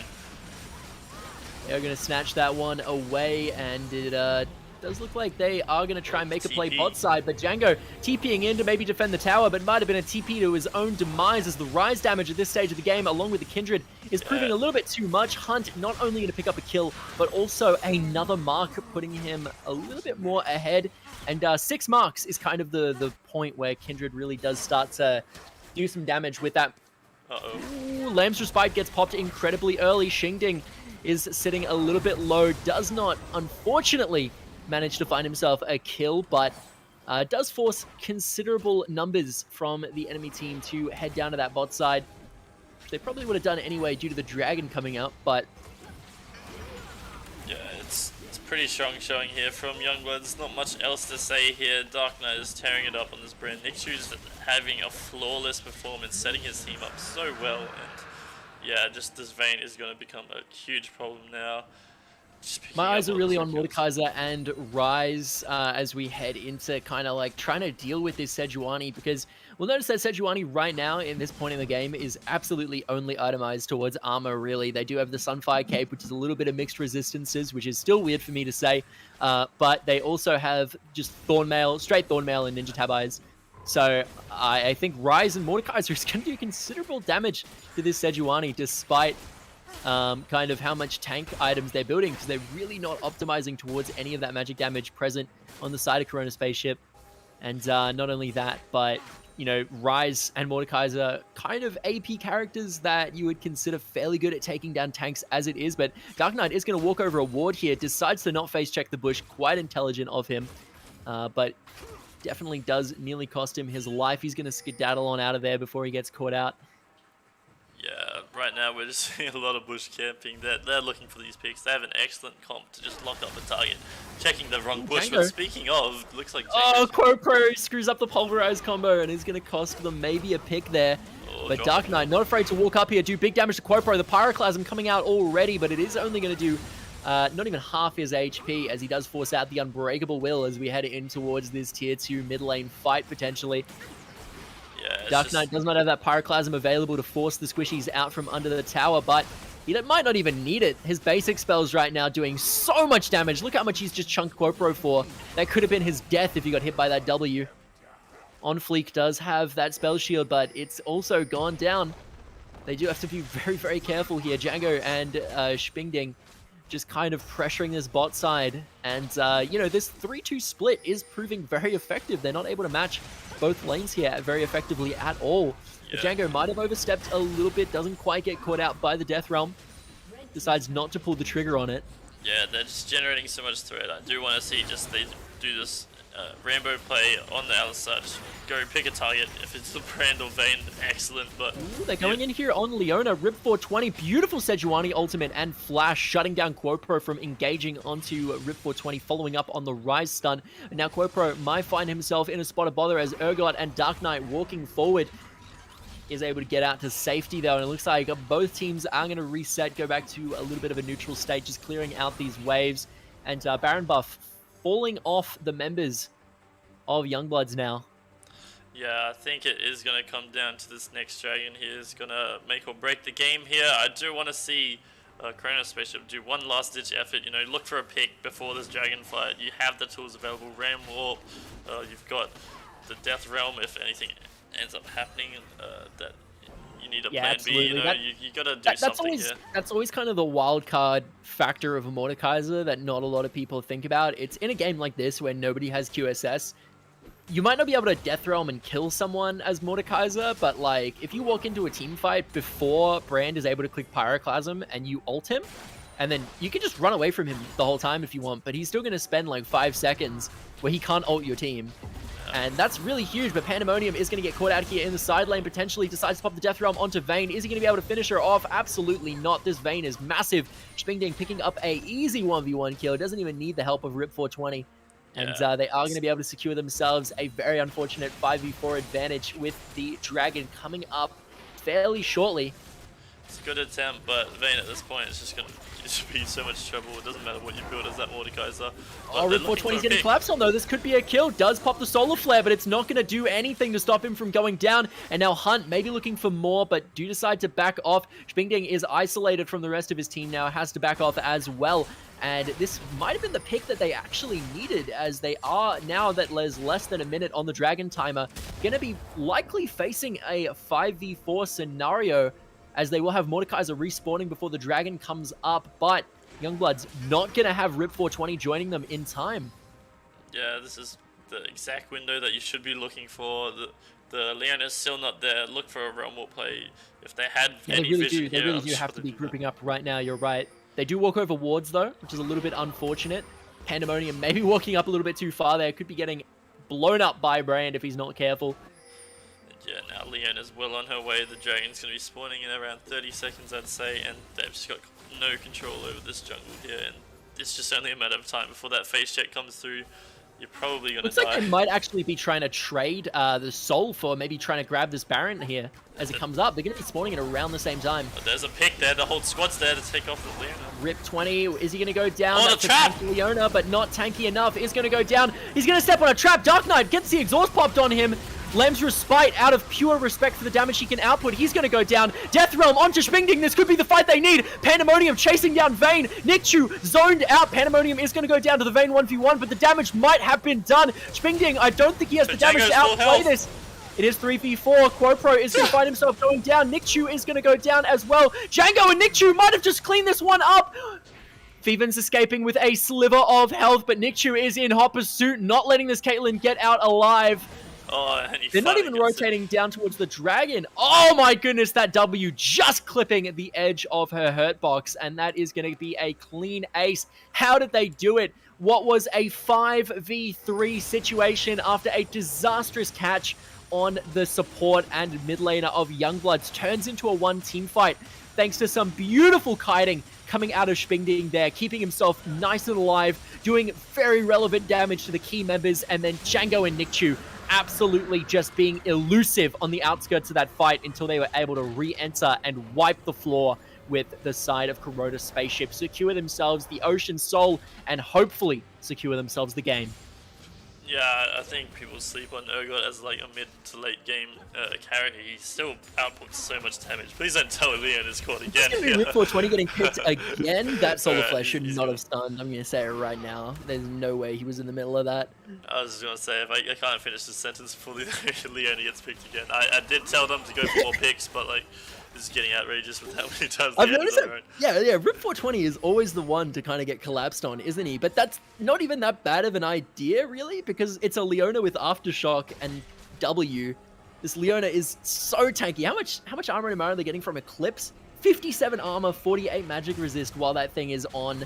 Not to mention the already base 168 armor and 82 magic resist. So very, very tanky Leona. Extremely difficult to kill, and then even more so through Aftershock. So Rip 420 kind of being the focus of the enemy team definitely is fine for Youngbloods here, and we saw how much it took to really finish them off. Also, we might see a repeat performance here as Django is just kind of doing crazy damage to Pandemonium. They're fighting it front to back. Vivens get caught out with a Solar Flare, and this is going to be a one-team fight over to Youngbloods. They don't have the damage to deal with an Ocean Soul at this point. Champions like Brand, it's not fair. If you land a single ability, you're going to be proccing Ocean Soul for the next 6 seconds or whatever, just because of the damage over time. It's really disgusting, and yeah, they're slapping them with their wallets. 15,000 lead. Poor Quopro has no chance of getting out there.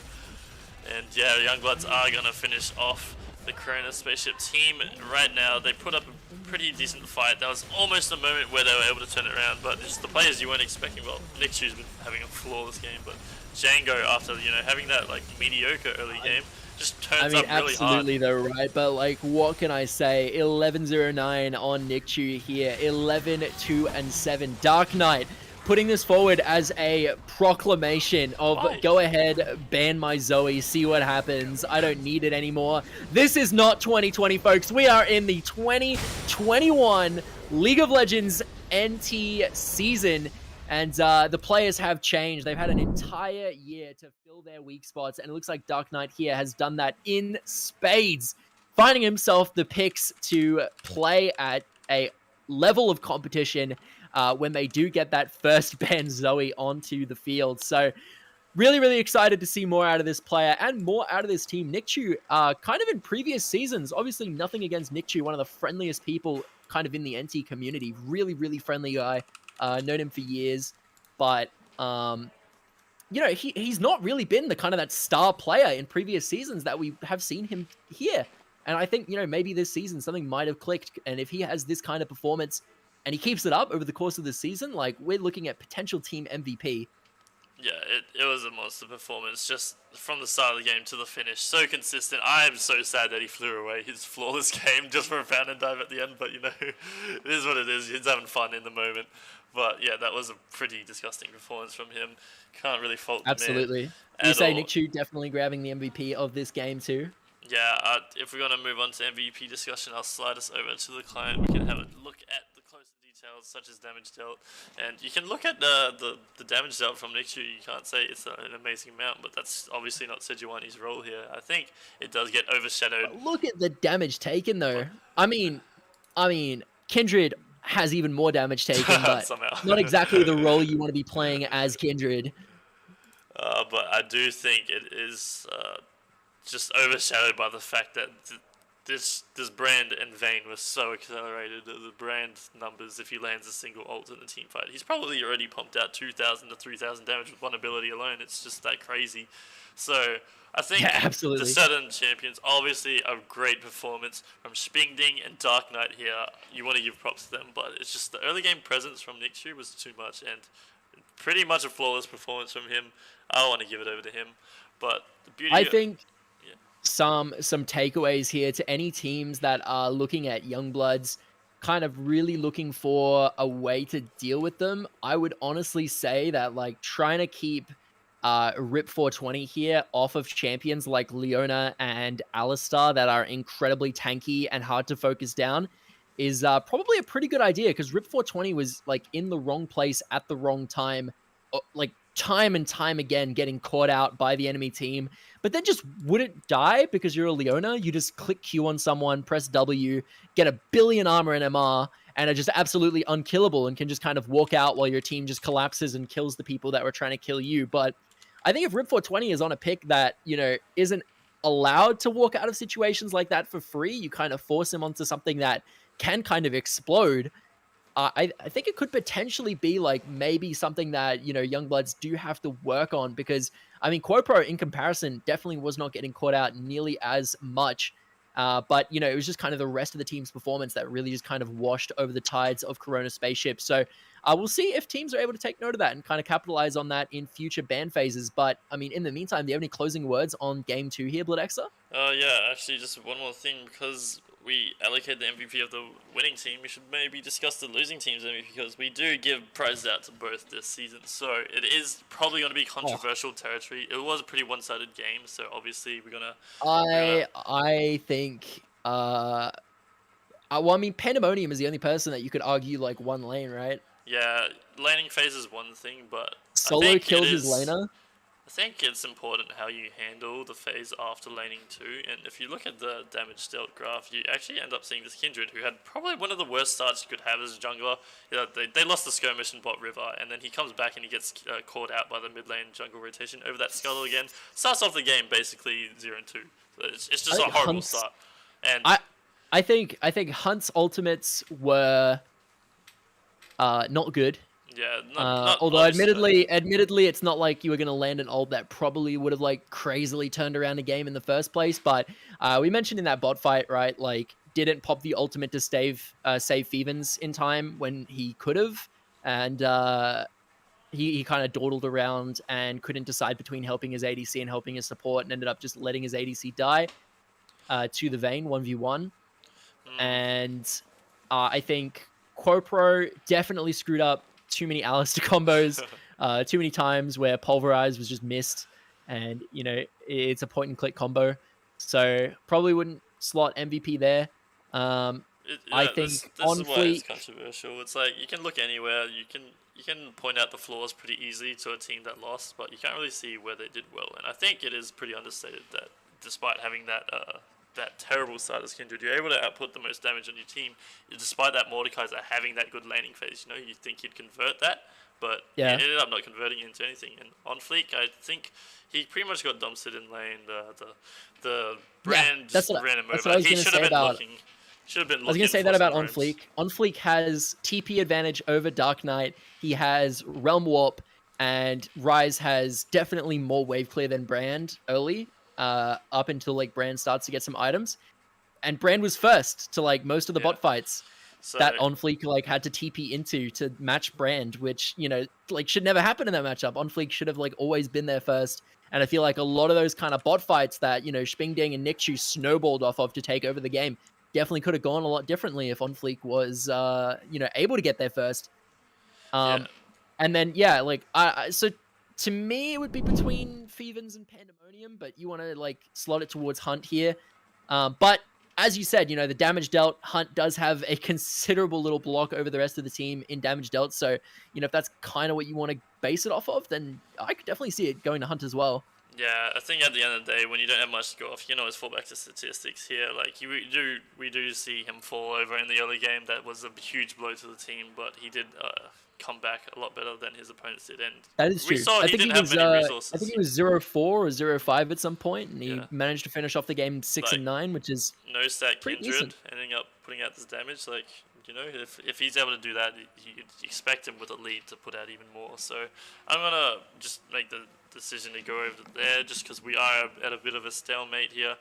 But yeah, we'll work the MVP thing out in the future, because I did want to have other people vote in, like the enemy captain and the captain that won. Oh, that's a good idea. Like the actual team yeah. that played against them vote. So, we can have extra opinion, but I didn't have the resources in place. Pilot stream, we'll work things out, and we'll get better here at NTE Sports. But for now, we're going to focus on getting this next match started, because... I feel like there definitely, like, for MVPs and stuff, does need to be some kind of third parties for, like, tiebreakers and stuff. 100%. I want to create a system that's like the fairest for these players, so it's not just up to my decision at the end of the day who gets the thing, like it kind of was just then. But we're running out of time. We got to get this next game on the road here. So I'm going to set up a custom lobby. So our next matchup should be Youngbloods versus another team. I believe it's Purple Cobras up again, another new team here. So we'll see if Youngbloods can keep up their streak. And I will set the game up. Any returning faces that the viewers can expect to maybe see on the team?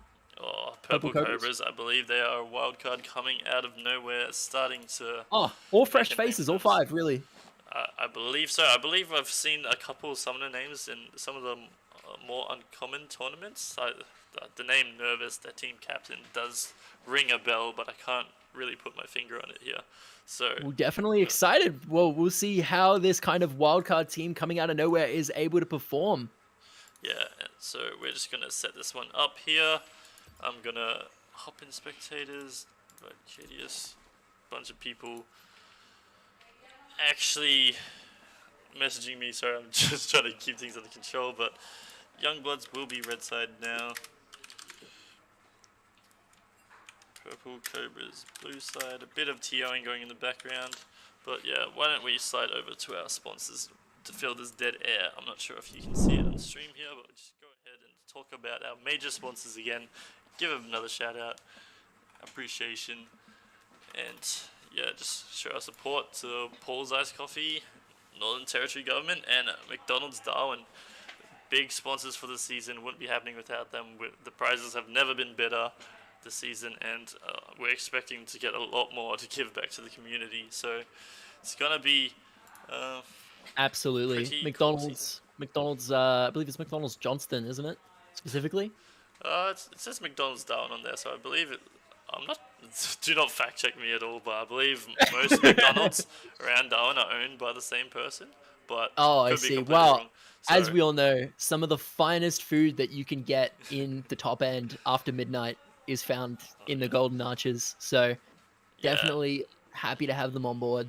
After a big night out, it's truly a lifesaver. It really is. Absolutely. Like, without these 24-hour branches, like I just don't know how I'd make it through the night. I just don't. But let's hope we can make it through the next round of sponsors here. Minor sponsors coming up on your screen. And we're going to say thank you to Next Tier Entertainment, Serotonic Beauty, VRGamers, Gammon Creations, Tracy Village, Social and Sports Club, Howard Springs Tavern, The Rabbit Hole, Palates of India, Fresh Point, John's, Diamond Barbers, DNK, District North Kitchen, and Wicked Energy, Joyce, Mayne, Next Level Gym, and Bell Accounting. I really got to try some of these ones that I haven't here. Have you heard much about some of these lesser known? So I assume Palates of India is probably not too common. Yeah, some of them I definitely don't ring a bell, but some I'm very familiar with, like Wicked Energy. To anyone who remembers last year's season, we shot the promo video, which I'm pretty sure got uploaded to Facebook and like the old Facebook page. And so I don't know if that one is still around. I think it might have gotten lost to the ether, but definitely it was a fun time. We went down to Wicked Energy, got to do like a blind taste testing of like different G Fuel flavors and stuff, and like talk to some of the people that run the place, and they're really cool guys. So yeah, definitely if you are looking to grab any kind of like gym supplements or you know just fitness supplements in general, or like even vitamins and stuff, like just your regular old like everyday multivitamins, whatever it may be. Or, you know, maybe you're not someone who needs any of that stuff, and maybe you're watching and the only thing that you do in your spare time is play video games, and you're a little bit of a video game enjoyer. Well, that's all good because they've got a massive range, probably the biggest range in Darwin of G Fuel flavors. And they have, I believe, a store in Darwin as well as one out at Yarrawonga. So no matter where you are, you can go and check them out.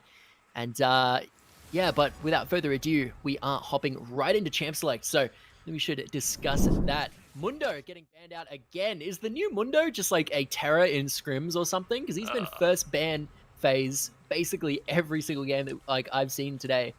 No scrims that I've played against the Mundo. I haven't been playing many scrims. I know about these other teams, but I do look at his solo queue statistics, and honestly, you'd think a champion like this would be a lot worse. It's pretty clear counterplay to the champion. You know, you just itemize well versus it, and he's heavily impacted. But champions on rework or release are always pretty bad. But he's sitting around 47%.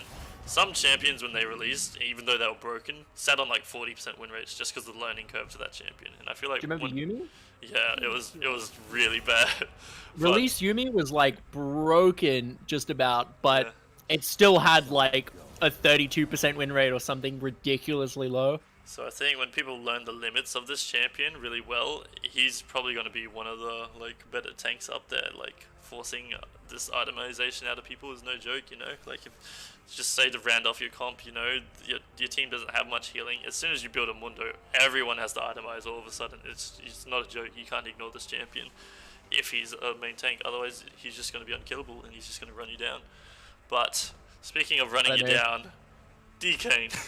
Nasus getting locked in round one here. This is very ballsy, I gotta say. Django getting locked onto the Urgot. Very probably comfortable in this matchup, I'd imagine. Urgot absolutely sources Nasus like it's no one's business. It's a very, very easy lane for Urgot. Basically, nothing Nasus can do. If he ever tries to wither and engage on Urgot, Urgot can just dash away. Urgot wins most trades. Nasus, very immobile as well, so Urgot just has to land the kind of Q slow, and then Nasus can't really escape ganks too well.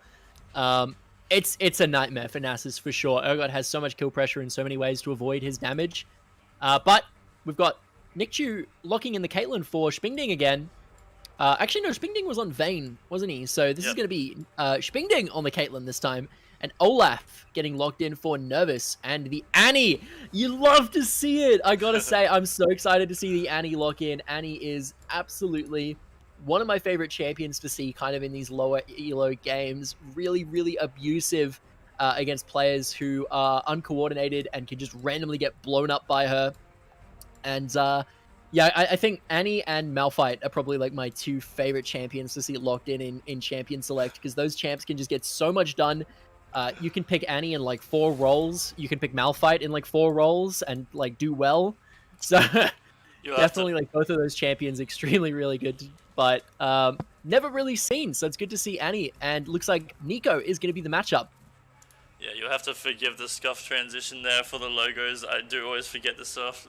Pilot streams, we'll work it out. I'm sure I'll have a reminder next time.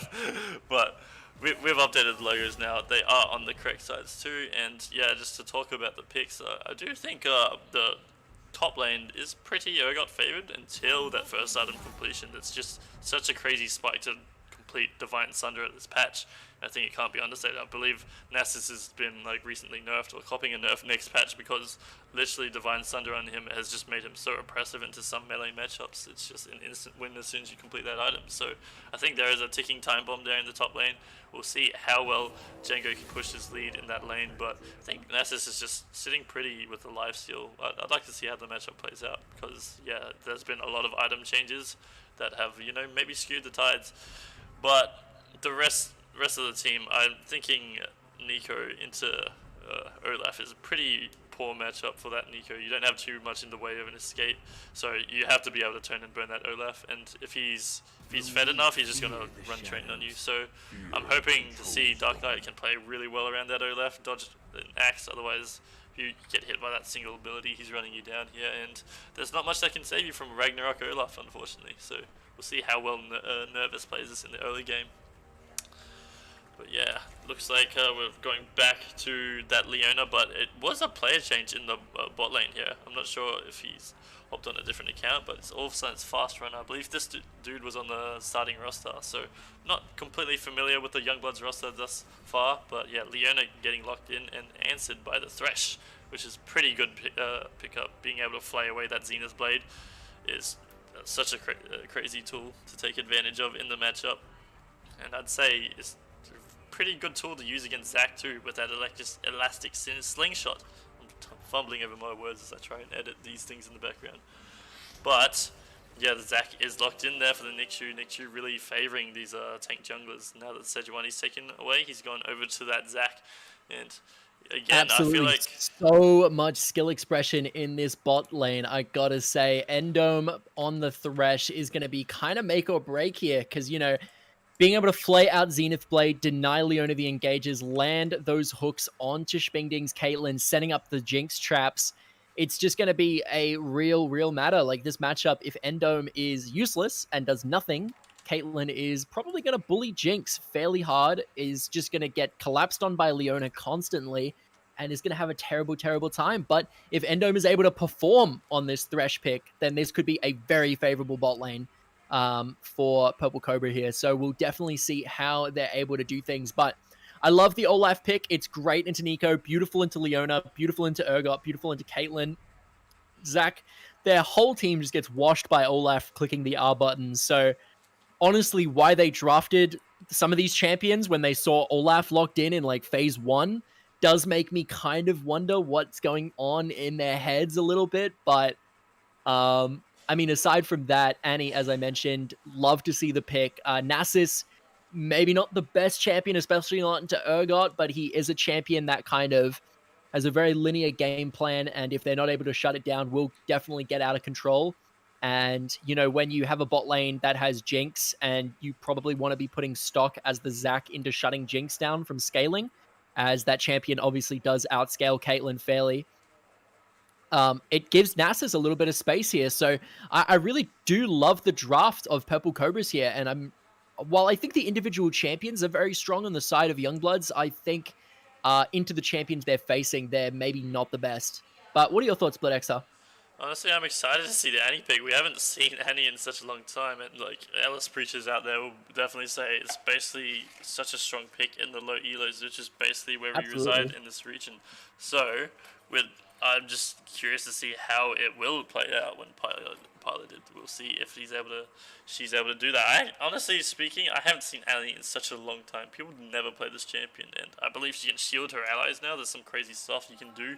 So shielding an Olaf that's running into a fight that's getting Ragnarok, she's no longer just like that really straightforward, just like Flash Tibbers, but she has some utility to play around her team now, and she's able to find those engages for the Olaf and the Nasus to just run train on. It's going to be pretty crazy, and Jinx just getting resets in the fight will just be the cherry on top at this point. So this Youngbloods draft here with so much engage with that Nico, that Zac, the Leona, that they really need to pick their fights and be as coordinated as last time, because if it turns out into just 5v5s at the Dragon, where you're both just like even, I'm probably going to lean over to that blue side composition here, but obviously piloting the champions is pretty important. Dark Knight kind of blew up his lane last time. We'll see if he's able to do it versus the Annie.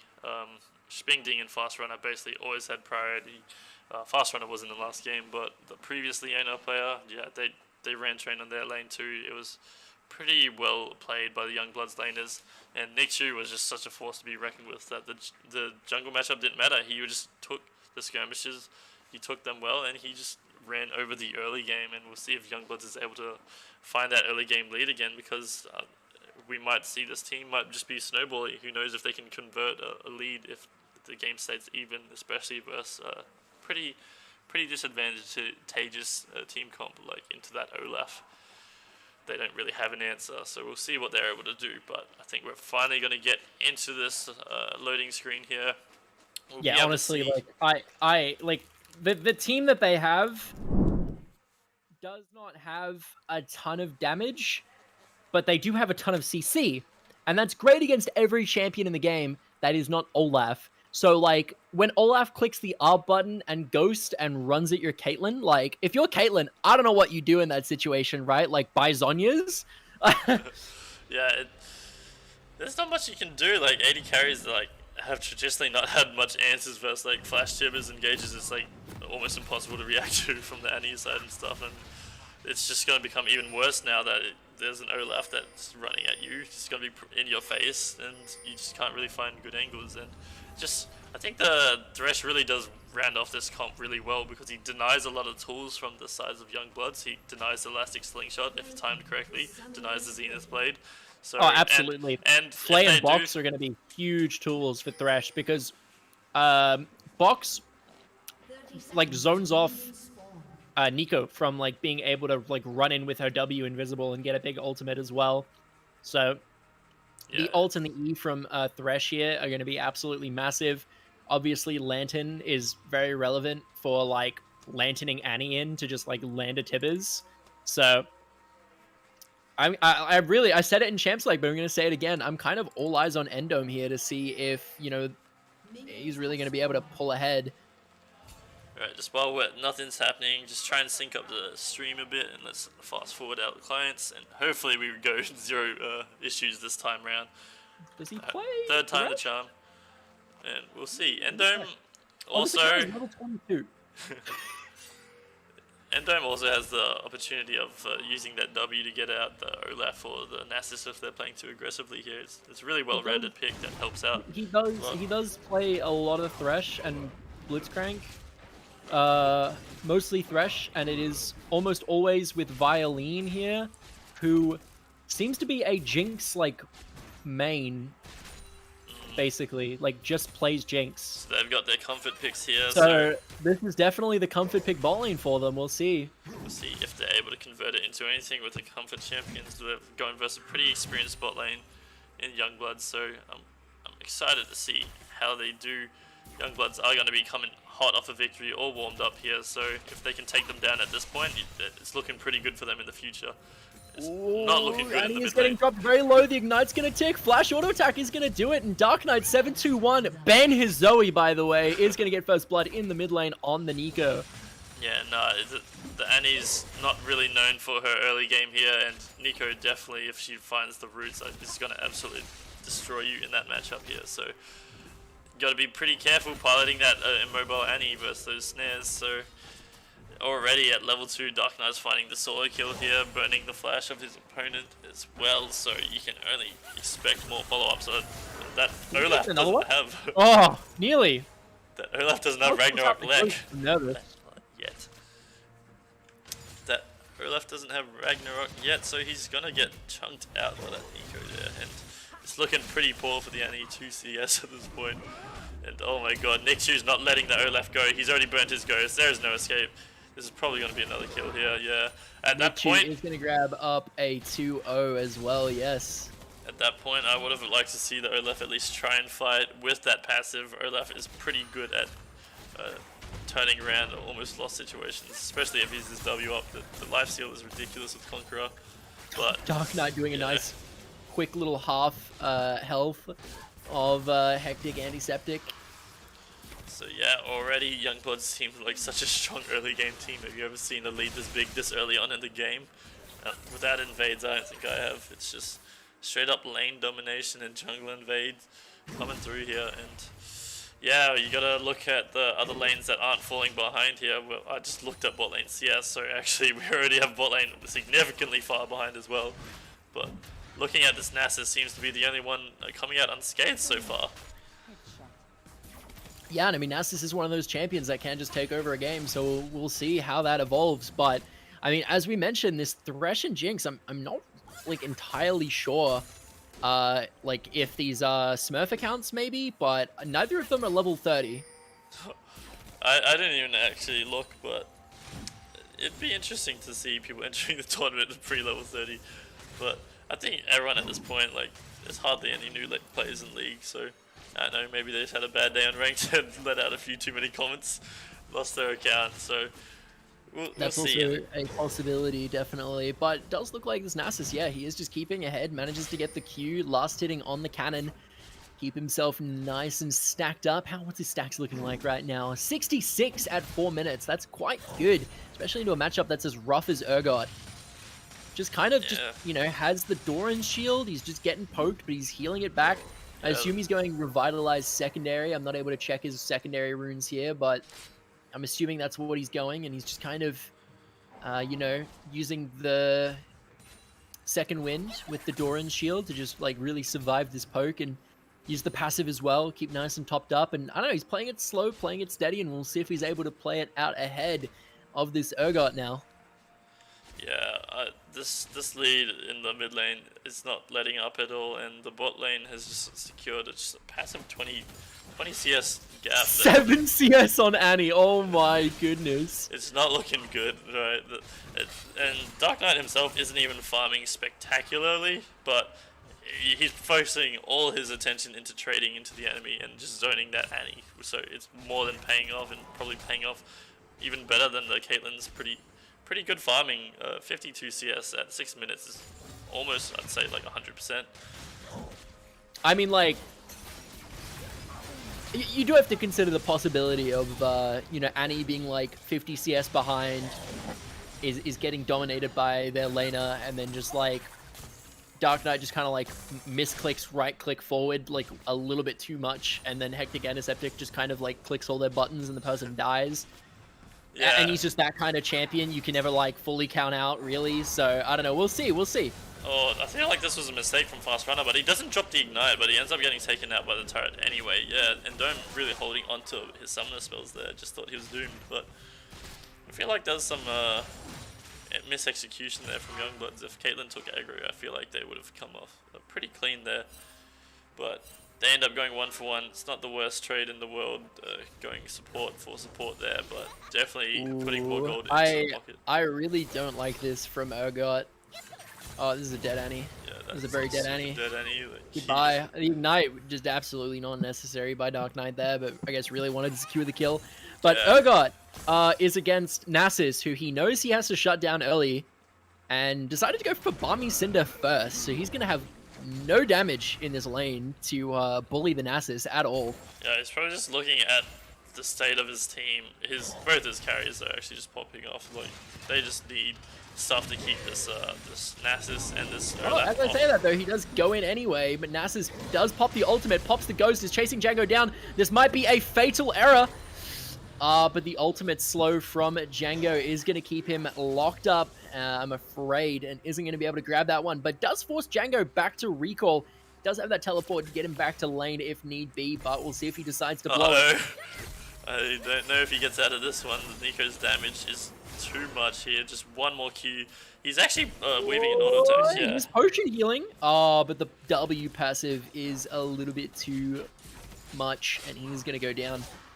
Yeah, maybe even a small misplay there. I feel like if he was pathing with the Olaf, he could have just waited his cooldown, the Q cooldown rather, but he ends up just flashing for the auto attack. Third auto secures it, and Dark Knight is now 3-0, just absolutely dominating this mid lane. And it's like, that's making a statement when this Caitlyn is just taking plays like this for free, and just Purple Cobras trying to find their angle back into this game, going for hooks but not finding it here. The hook from Endome going a little bit wide. Does step on a trap. It's going to take a little bit of poke from Xingding as a result. Zac now looking to maybe get a dive here, and they are shoving in. They are looking for it. Ooh, almost pulls the trigger a little bit early, my friend. Definitely wait for the wave if you can.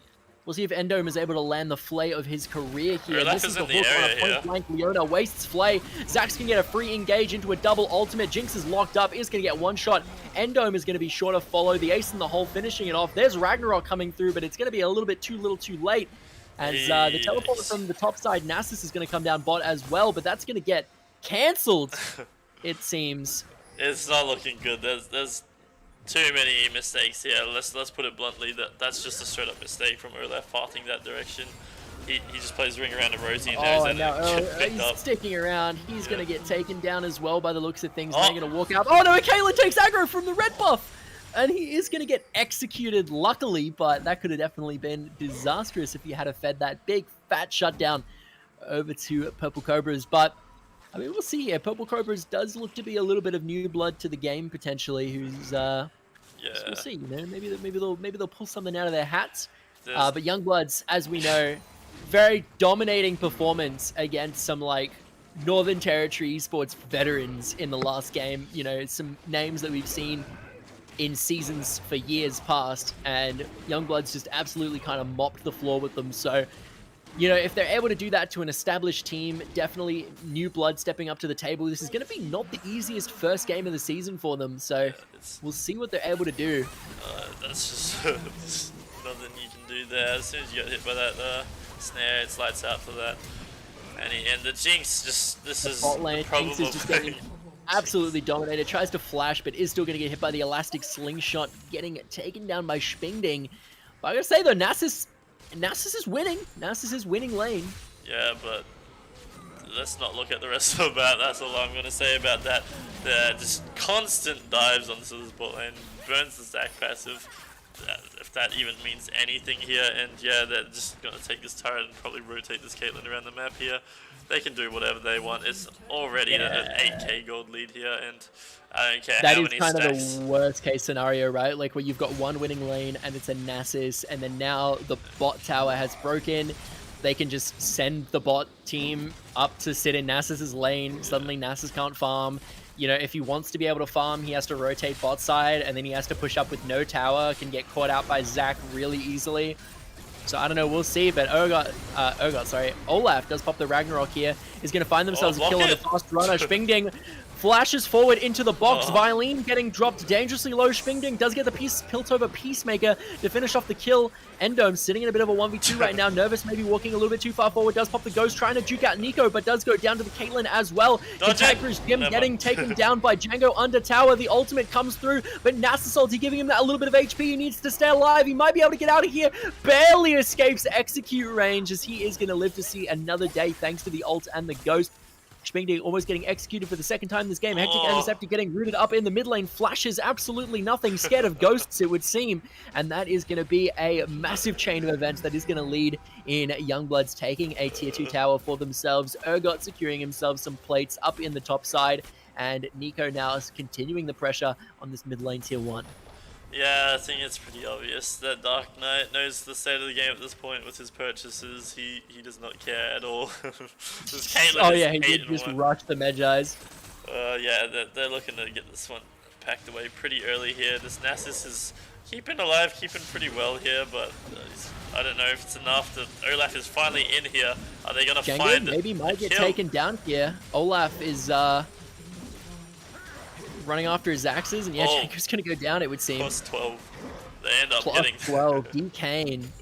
Pull out the blue cards. Yeah, it's pretty sad. Plus 12. That's just how dire this game is for the Purple Cobras, but at least Nasus gets something back here. I believe that's the first kill they got that wasn't basically just 100-0 bot tower. But yeah, you see the Leona is actually on her own here, so going for the 1v1 on Violin, we'll see if it works out. Does manage to get a little bit of peel coming from the Thresh, but isn't kiting with auto attacks. You need to be auto attacking while you're running away. No, he's just going to get taken down by the looks of things. The Zenith Blade's coming up. Zenith Blade's coming up. It's coming up off cooldown. There it is. Oh my god! Endome with the play. The rocket comes through. Oh my goodness. Endome with the hook of his career to save Violin, and is going to keep his 80 carry safe and picks up their first kill. What a play. What a play. Yeah.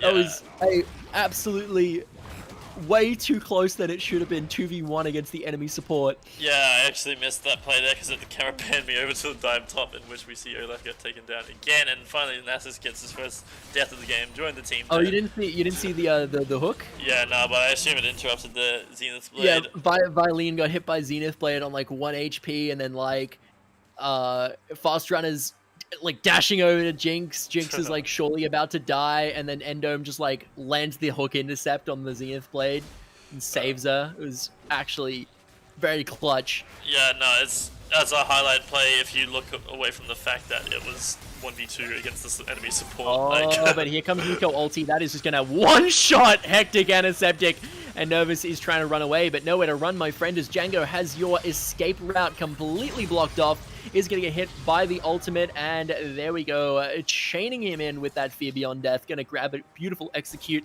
and his first kill of the game, actually. Yeah, so Django's getting on the board here. Nasus is happy farming. I'm going to pan the camera over just to have a look at the stacks. 300 at 15 minutes is a pretty good number. I'd say that's excellent. However, 10 kills at 15 minutes is a lot better. So I'm not seeing too much happening there. They just don't care about turrets this game. Youngblood's just... They see Violin that... is going to get taken down by the Zac, basically, by himself. And Endome stepping on a trap is just going to go down, and I mean, what can I say? Youngblood's here trying to set a territory esports world record for fastest League of Legends game. Beautiful double snare is going to enable the escape from Dark Knight 721. And not really sure what they're looking to do here. Honestly, like, Dragon's up, but I'm not sure if it's even worth taking, because I don't think this game is going to go long enough for Soul to be a relevant factor. Oh, they're ghosting after Dark Knight. But they do get Django. Dark Knight forced to flash away here.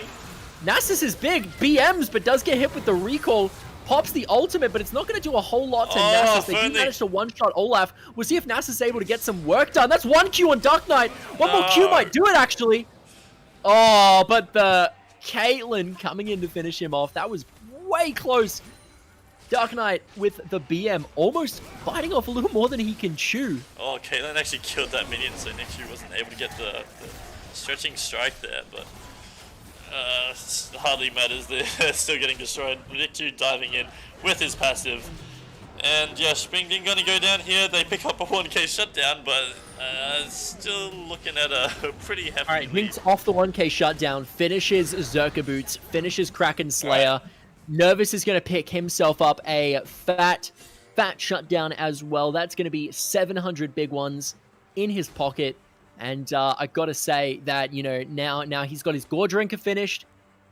This is where the game turns around, Blood Exa. This is where things really turn around for Purple Cobra, I think. I'm struggling to look at the Baroque side here. Normally when you see a team get an influx of 2,000 gold like that, you're actually really happy, but... I'm still looking at the numbers on top of my scoreboard here. I'm looking at the damage. And now look, he is taking the bullying from Nico right now. Doesn't even care. He's getting that +6 from the cannon. +12, I think it is, actually. But Fear Beyond Death is going to be able to grab him up and finish him off there. Nice little snipe from Django. They're going to grab this top lane tier 2 as the rest of the members of Purple Cobra is just kind of farming at their tier 3s. You could maybe say that Violin stepping up a little bit far, but... no fear, what can I say? Not a fear in the slightest, just really wanting to get as much CS as possible to get themselves back into this game.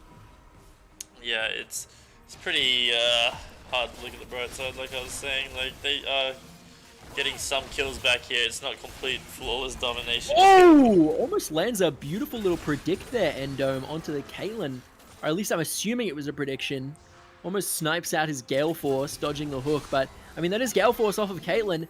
Hectic Antiseptic, unfortunately, missing the Tibbers. Decides to Tibbers some ghosts.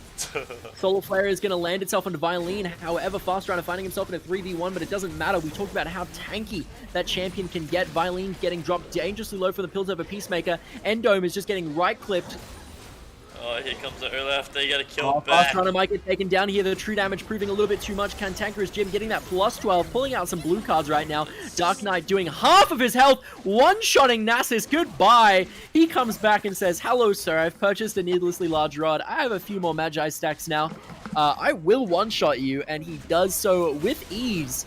And now Violin, the Hectic Antiseptic, the only two champions left. Nichu going to do half of Violin's health in an EW combo. Seems fair and balanced. Tank, by the way. 0 damage items on this Zac. That is just how fed this man is right now. And we'll see if Hectic Antiseptic, you know, is able to pull out the tippers of his career here and maybe make some magic happen. But, I mean, it is looking grim, I gotta say. Yeah, grim is an understatement. I'm seeing Dark Knight dancing in front of the Nexus Towers here, and there's not a damn thing that Purple Cobras can do about it, you know. This is at the point where, you know, I'm actually just looking at the next game where it all went wrong, because at this point it's too difficult to make a comeback. I just now realized... Hook landed onto Django. The box does go down, but unfortunately, he does have the flash to get himself out to safety, but here we go. Ghost Wither is going to do a considerable amount of Django's health, but Nico coming in, landing a huge Pop Blossom, is going to absolutely melt their health bars and their hopes, more than likely. And that's going to be a massive team ace just about. The only person not going down is Hectic Amneseptic because he is admiring the map of Summoner's Rift in the top lane while his team dies. And that is going to be all she wrote on that one. They're going to be able to clean up this top side inhib more than likely, not running it down to end. They want to take their time, make sure they can get to minute 20, give the enemy team a chance to surrender potentially. Yeah, I just realized that the Olaf hasn't even been able to complete his Smite quest here onto the enemy, the jungle minions. He's still got he hasn't unlocked Chilling Smite yet from the start of the game. He just has not had access to farm his own jungle probably, and yeah, now he's just getting held hostage in his own base. Dark Knight is legendary, dancing in front of their face here. Dark Knight is showing off some Nico emotes. And yeah, looks like it's going to be game 3 of the night going over to Youngbloods. I mean, Youngbloods definitely looking like the team to beat, I gotta say. Yeah. They are sitting at a very, very nice kind of lead. I believe they had a fill-in support last game, didn't they? They had a different support who was definitely a little bit less competent than this support that they had here. So maybe it was just a fill-in, and that was kind of why. But Dark Knight with a massive Pop Blossom absolutely melting them, just kind of adding a little bit of salt on the wound. But that is going to be game 3 going the way of Youngbloods. Congratulations. That team sitting at a fat 2-0, the kind of team to beat. The Titans standing between the rest of the teams and winning it all definitely are going to be the target of a little bit of op.gg stalking over the course of the next week, I would say. But how do you think things evolved and played out there, Fledexa? Just look at the aftermath here. What do we take away from today? Do we take away that Youngbloods is looking like one of the strongest teams in the competition, or are we looking at like Purple Cobras that just have a lot to learn when it comes to these sort of competitive tournament environments? Because I'm no doubt to these players, I'm sure they do well in their own right here, but as soon as it translates into these competitive 5v5s, you just see the coordination and just like the domination from Youngbloods. The amount of dives they pulled off on that bot lane was just straight up rude. It wasn't Definitely pleasant at all to watch.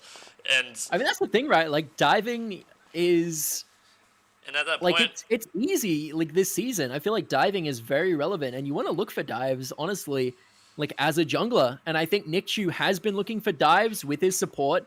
They've had good coordination in both games, and Nickchu's come down. He's gotten the dives off. You know, he's gotten his kind of mid and bot side ahead, but you know, I do notice that Youngbloods does have quite a bit of a pattern about, you know, picking this Caitlyn or picking the Vayne, some kind of scaling 80 carry, and then just having Nickchu pick a tank and just dive the tower with it, and, you know, with the Leona, and just lock up kills on their scaling ADC, and then the scaling ADC kind of goes out of control. So, I mean, definitely does seem like they have a strategy that is practiced, that they are drafting around, and, I mean, it's working for them.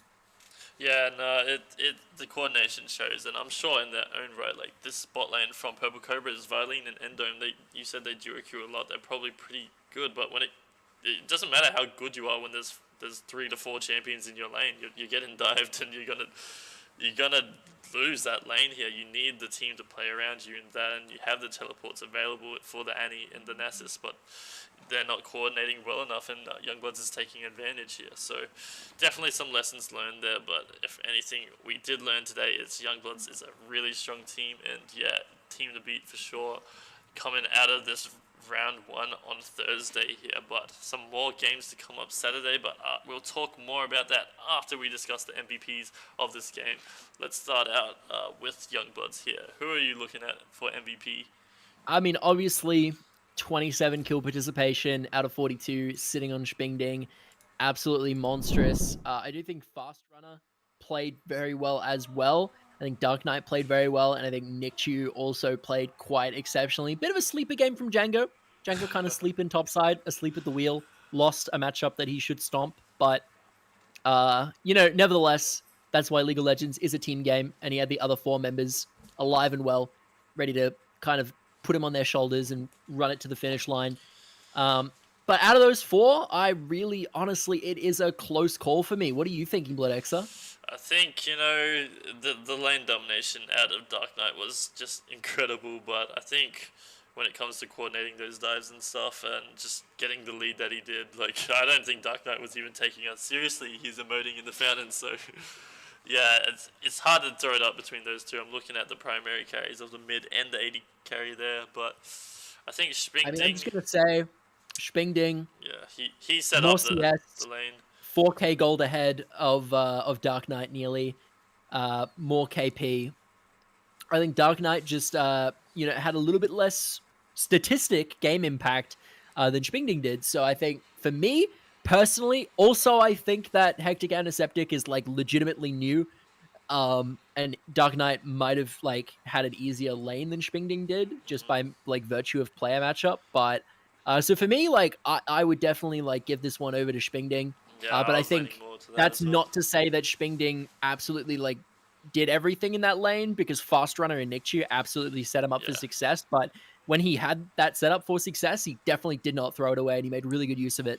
Yeah, and it's not always like straightforward. Just he gets the kills as soon as his teammates dive. Like there has to be set up beforehand to the dive, and he was pressuring that lane. We saw that the Jinx Thresh normally should have some sort of priority in the lane. They can fight back a little, but they just feared the Caitlyn so much, and they just basically conceded priority, and that's what led to them getting dived so much.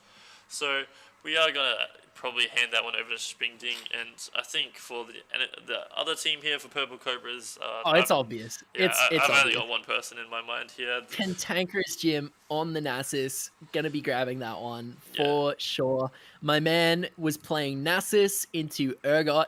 That matchup sucks, and he managed to win one-on-one, mano-a-mano, almost turns the game around. He was this close from smacking down Django and then smacking down Dark Knight and Fast Runner, but if it wasn't for Spingding coming in at the last minute to finish him off, he probably would have gotten the kill on both of them. So definitely very, very well played by Cantankerous Jim, and honestly excited to see like what he can pull out in the next game. Yeah, I do think it is something to be lesson learned for the rest of the team, because if we look at the top lane didn't fall apart at all. It was kind of on an island, but like, if the whole team is performing on that level, that was an even match, and an even match versus Youngbloods, that's basically what you're aiming for, right? One of the best teams at the competition we've seen so far. So I think this team, you've got potential. Just try and emulate what Cantankerous Jim was doing in that game. He's working his magic, and I think if these other players can step up to the plate here, then he did seem to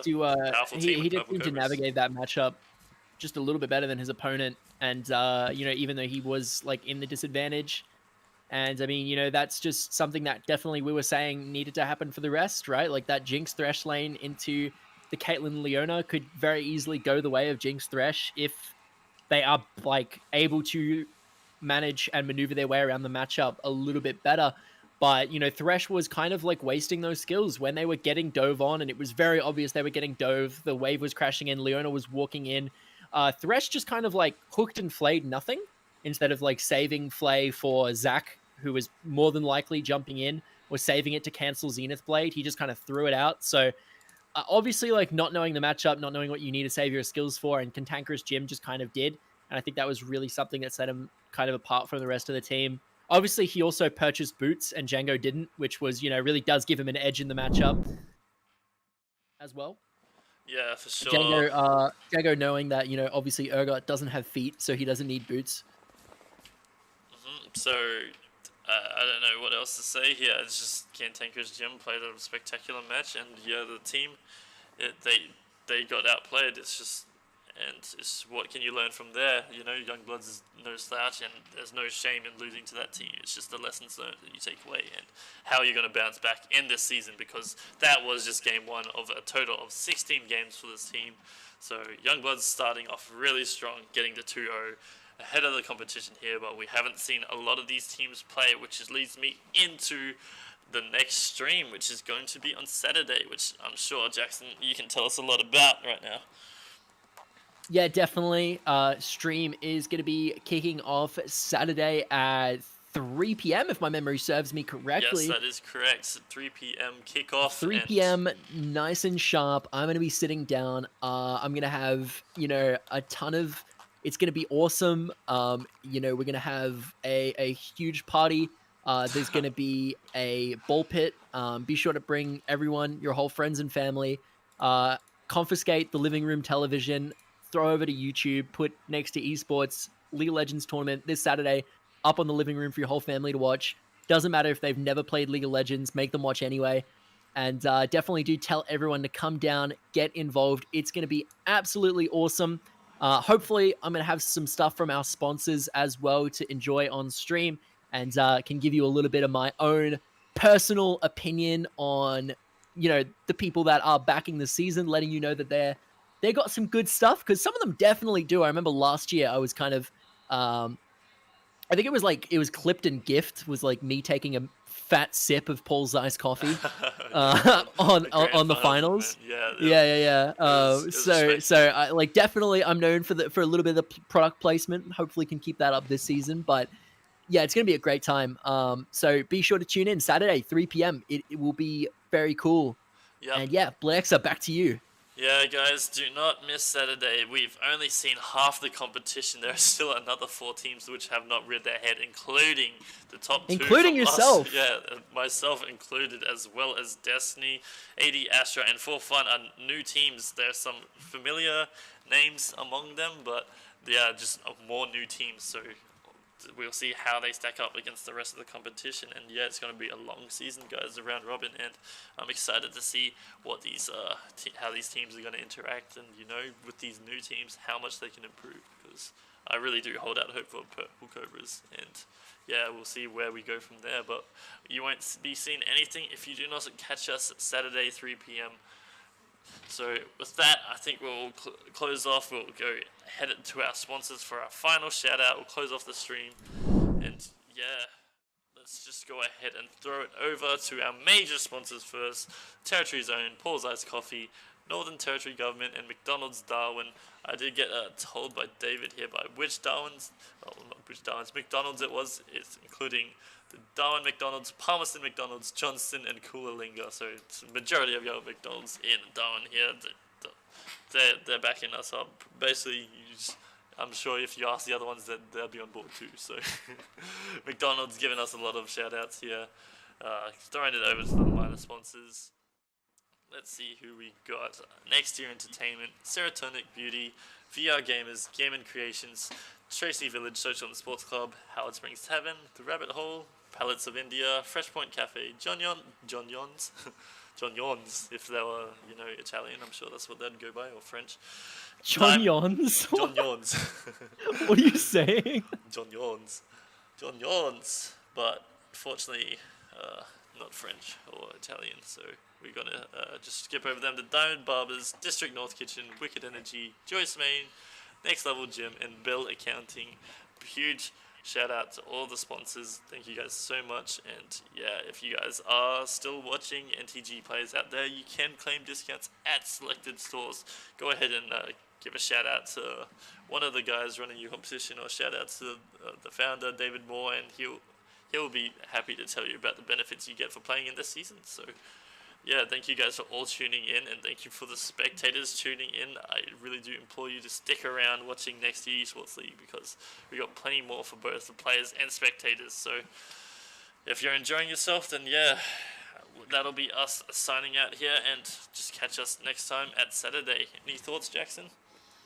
Well, yeah, I mean, obviously this is week 1 of NTEL. It's officially kicking off. For those of you that are, big League of Legends fans and are tuning into, League of Legends, and you love looking at the streams and want to get involved in the community more in person, there's going to be a bunch of in-person events going on as well. I know next week on Thursday, the 24th of June, from 6 p.m.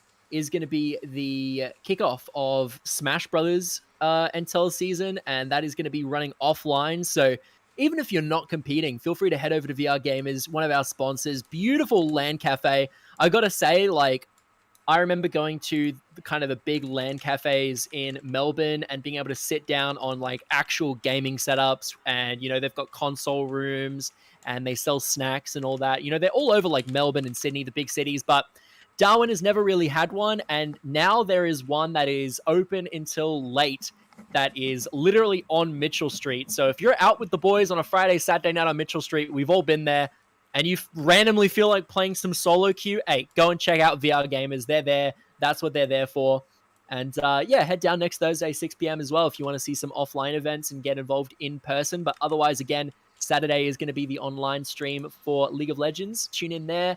And, of course, follow the Facebook page to see where absolutely everything is taking place, because all the updates get posted there constantly. And that is Next Tier Gaming and Esports, I do believe. Yeah, I just really can't stress enough, guys, to keep tuning in, keep up the numbers. We've had a pretty successful, there's been a lot of kinks to work out, but pretty successful stream so far with the numbers wise, and I'm sure it's only going to get better in terms of the stream quality, so I'm hoping you guys stick around as well, so you don't miss out on anything here. Other than that, other closing thoughts, just make sure you come, because there's going to be new players, new shoutcasters. I believe we're going to have some other people jumping on cast that, just get to know your community better, so make sure you're not missing out on the new faces around, and just show your support for local esports.